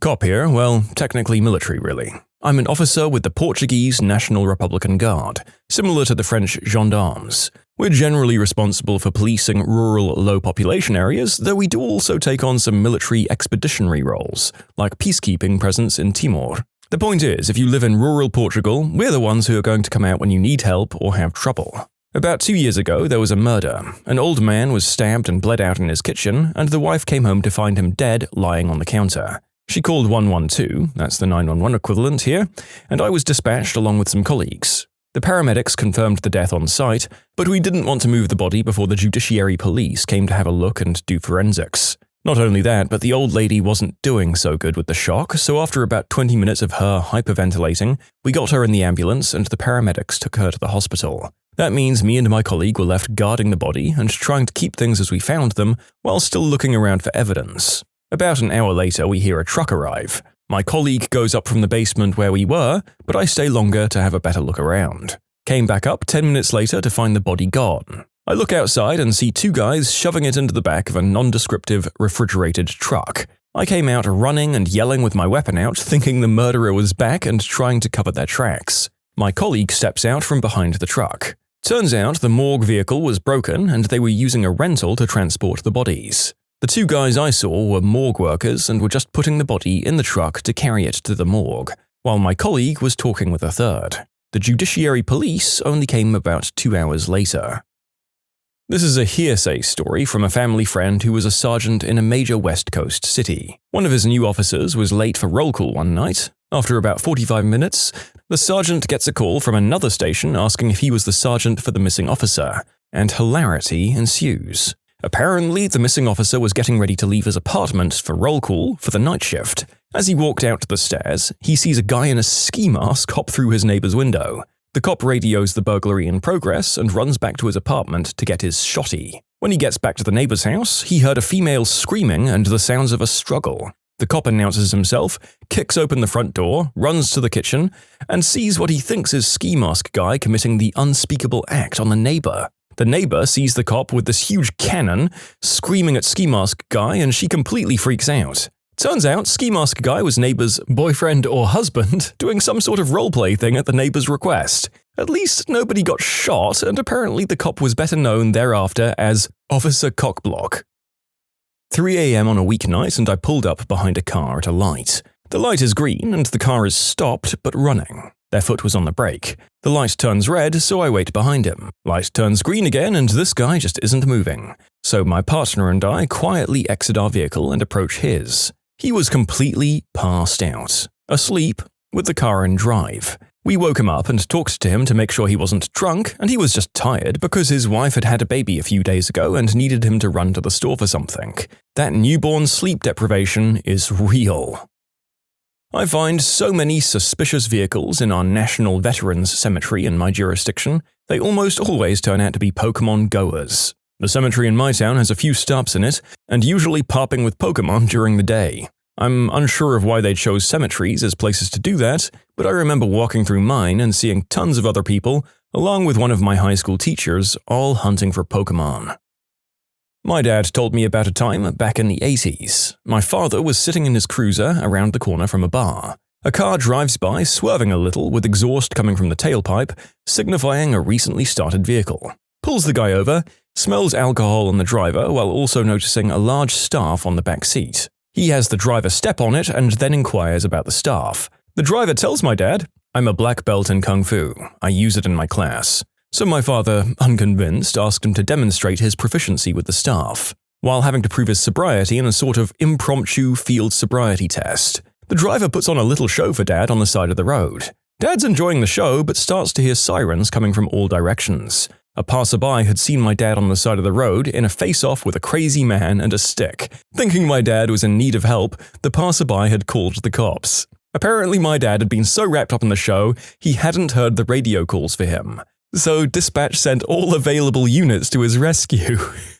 The passerby thought my dad was getting his butt kicked by a ninja. I was briefly apprehended this one time. I wanted to make my father's headstone area look a little better. I thought planting a lavender on either side of the headstone would be nice. Lavender looks really pretty and does well when neglected. In case you didn't know it, you draw a lot of attention at a cemetery when you start digging near a grave with a full-sized shovel. Oh boy, a lot of graveyard-related misapprehensions here. Maybe the traditional small trowel is better for any graveyard renovations our viewers might be thinking of in the near future. And remember, only beautify the graves of people you know. I won't be making that mistake again. Years and years ago, okay, several decades, so I'm old, sue me. This one guy was arrested for arson. A neighbor in a subdivision backing up to the farm saw him methodically move all of the valuables out of the barn over a period of 1 week, then closely mowed the hayfields for about 50 yards radius all around the barn. He was puzzling over the mowing when he noticed the farmer walk all around the barn pouring something from a blue gas can right at the bottom of the barn walls. The neighbor looks away for less than a minute and then looks back at the barn and it's fully engulfed in flames. He calls the fire department and reports the farmer has set his barn on fire with gas or something. The fire department is on scene in about 5 minutes and reports the barn is already beyond saving. They smell diesel fuel. A quick investigation says it's arson. The field is mowed up to prevent spread. The burned barn has nothing much in it, but the other barn and shed overhang has a lot of stuff recently placed, with grass underneath still green. Definite marks of petroleum accelerant. They arrest the farmer on the spot and he says nothing. The farmer refuses to talk to the DA and asks for a lawyer. I'm on the jury where the prosecution states they'll prove the farmer set his own barn on fire. The barn was insured and insurance fraud was the motive. They all call the expected witnesses. The neighbor, they play the 911 call, they interviewed the fireman who smelled fuel and saw marks of accelerant on the ground. The defense does no cross-examination at all. The prosecution is done and defense has their turn. Defense calls the farmer and the first question asked is, let's cut to the chase. Did you burn your barn down? Yep. Why did you do it? It was old, rotten, with termites. Gonna fall down. Not safe. Have you always burned down old farm buildings? Yep, and my daddy did it before me. It's a farm. Are you aware that you need a permit to burn debris in this county? Been doing it like that on this farm since we had dangerous engines. Never had no permit. The fine is up to $50. Oh wait, I forgot, you're zoned active agriculture under exempt, no permit needed. But why didn't you tell any of this to the police? They didn't ask till after they put handcuffs on me and took me to the police station. They told me anything I said would be used against me and said I had the right to remain silent. And then some lawyer guy came in and told me I was going to prison for insurance fraud. I remember Perry Mason said, "Don't talk to anyone but your lawyer." So I didn't. Heh. Did you file an insurance claim? What for? The barn wasn't worth anything in that state and I moved all this stuff out. I suggested we try to talk my client out of this and you said you wanted your day in court. What's up with that? They came on my land, arrested me without telling me what for, told me later it was for arson and insurance fraud, and put that in the newspapers. All of my friends, relatives, and neighbors knew about this. They made me look dishonest. I just want to make sure everyone knows the real facts. I figured this is better than them just dropping it and everyone wondering whether they decided just not to send an old man to prison. The defense rests. It was epic. The jury was sent out of the room and after a few minutes told the case was over and to go back to the waiting room in case we were needed for the next trial. It's my understanding they dropped the case. You can submit your own stories to be featured here on the channel. The story submission link is in the description below. And if you want to listen to some vibey music in the background, check out easymode, also linked below, and subscribe. I'm the suspect in this situation. I lived in a large town in the south of the UK in my own terraced house. Outside my bus was a bus stop, so it had a few people who'd go by outside each day, but it wasn't in the heart of the high street. I'd suffered from cluster flies for a few days, and they came out of nowhere. We're talking maybe 50 or so, which is a little alarming, but there was nowhere I could see they were coming from. I got rid of them as quick as they came about and went about my day as usual. One day of the weekend, I had a knock at the door with riot police who stated they believed that someone had died on the property and they were able to enter under an emergency act of law without a warrant. In their wisdom, they spoke to the neighbors about who lived here after a report from an elderly lady visiting the bus stop. The neighbors had mentioned my ex-girlfriend who they hadn't seen in a few months. We had broken up and she had moved out, but the police put the flies report and this fact together as me definitely being a killer. The police was sure I had something to hide as they instantly didn't believe that I owned the house. I work in IT, so I make good money and am thankful that I saved hard to get on the housing ladder, but they weren't having any of it. I had to then wait under surveillance while my house was searched and riot police were all in the street. I'm a keen gardener, and upstairs in the airing cupboard I was attempting to grow some seeds. The police were convinced that 23-year-old me was instead running what the kids are calling a Mary Jo Wanna factory. In the end, they found no dead body and they realized their mistake when I pointed out the 50 cacti around the house they conveniently hadn't noticed. I'm sure I'm on some kind of list now, but they left almost disappointed that their amazing detective work found an IT nerd that likes spiny flora and not the next big serial killer. In short, the police thought I murdered my ex-girlfriend and that I was running a substance factory in my home. To be fair, if you looked anything like most IT workers, i.e. like me, you probably fit the Jeffrey Dahmer vibe that people can look out for when there's a potential murder at hand. And if you think there's a chance of it, I guess it's good to at least check in. Those popos were a little overzealous though. The first one that comes in mind for me was late at night, saw a guy hauling copper pipe out of a local grocery store after it had closed down. Copper theft at the time was really common, so I thought I had a burglary in progress. I stop out and get ready for an easy arrest. I ask him what he's doing and he says he was hired to clean the place out. I ask why he's taking the copper. The owner told him the payment was the copper piping. Since it wasn't going to be a grocery store afterwards, they didn't need it. I didn't buy that for a minute. Bullcrap detector was screaming at this point. So I find the owner in our records and call him, and sure as heck, the guy was hired to clean the place out and was paid in copper pipe.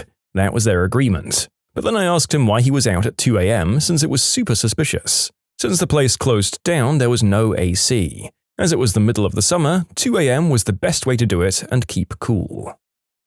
Recently, I was conducting an S18 house search on a guy we'd arrested in a local club with loads of substances on him. In his room, I found an oversized, out-of-place vase with false flowers in them, so my suspicion was raised. I took the flowers out and in the bottom I saw what I believed to be a balaclava. Here we go. I took it out and unfolded it, and it turned out to be a jumper for a small dog. I look in the vase again and I see a blue velvet drawstring bag. I manipulate it slightly and it rustles with the feeling of lots of little packets inside. I remove it slowly, open the bag, and inside are some retro Scrabble pieces. The frick? We didn't find any further substances in his room. We did, however, find a big F-off-sized machete under his mattress, wrapped up in a tea towel, so that was interesting. Still confused as frick about the contents of that vase, though. Police officer here. Long story short, guy gets locked out of his house by his wife, and we catch him trying to get back into his house. It was just after midnight, and we got a call of a suspicious person looking into a home. We respond code 2, lights but no sirens, and switch off the lights before we get close to mask our approach. As we pull up to the house, we see no signs of anyone at the front of the house, so we walk around to the rear and bam, guy with a crowbar wrenching on the back door. I yell, "Police! Drop the crowbar!" The guy starts screaming and nearly crying because we scared him so badly. Turns out he went to Tim Hortons to get a coffee as he and the wife had a few drinks, and he forgot his keys and cell phone in the house. She was so drunk she forgot he left and locked the doors like she does every night. The poor guy tried to wake up his wife and she was passed out and didn't hear him. He grabbed the crowbar from his shed to try and pop the locking mechanism, and we caught him. We managed to get a hold of her by calling her on my cell. When she answered the door, she admitted to accidentally locking him out and gave us the exact same sequence of events.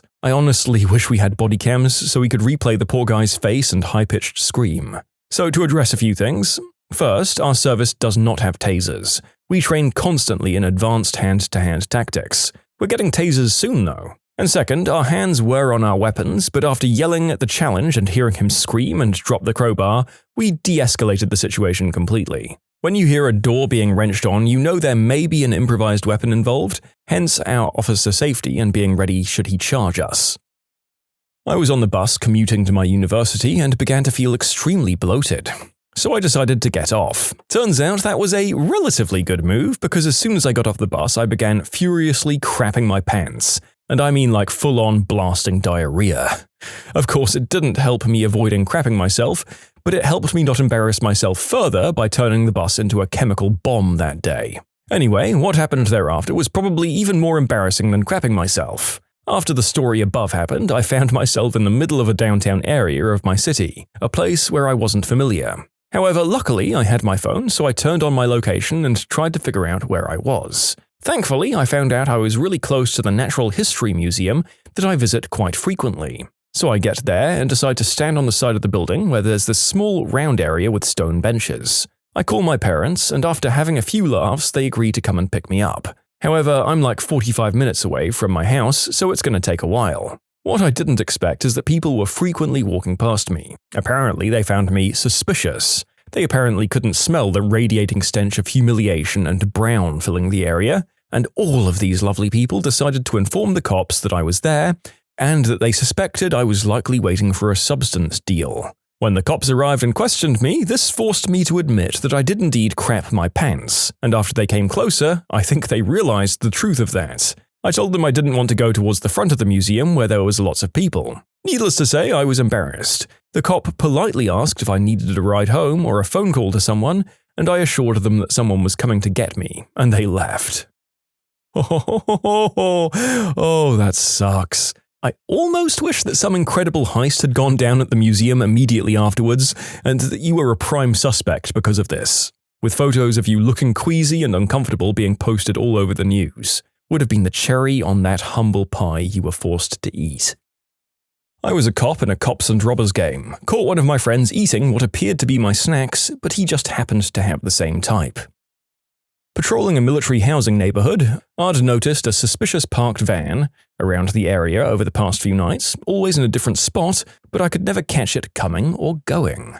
So around the 5th night of this, I hid my car and waited. Sure enough, the van rolls through. I waited a few minutes before following, turn the corner and light up 3 guys rummaging through all the trash cans left on the street. Turns out they were part of CID. Think NCIS, the show, but the army version. They suspected someone in the area was cooking crystal and were going through the garbage cans to find discarded ingredients. I only found this out after getting chewed out after they called my supervisors. I still don't feel bad, nobody told me.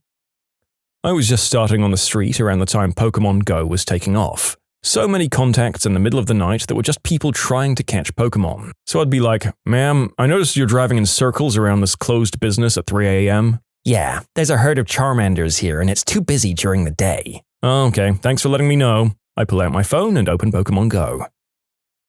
When you subscribe, make sure to hit the bell to turn on notifications. Put the playlist on in the background to finish listening to all the stories, or if you want some vibey music to put on in the background, check out easymode. If you like Am I the Genius, give Am I the Jerk a shot. Everything linked in the description.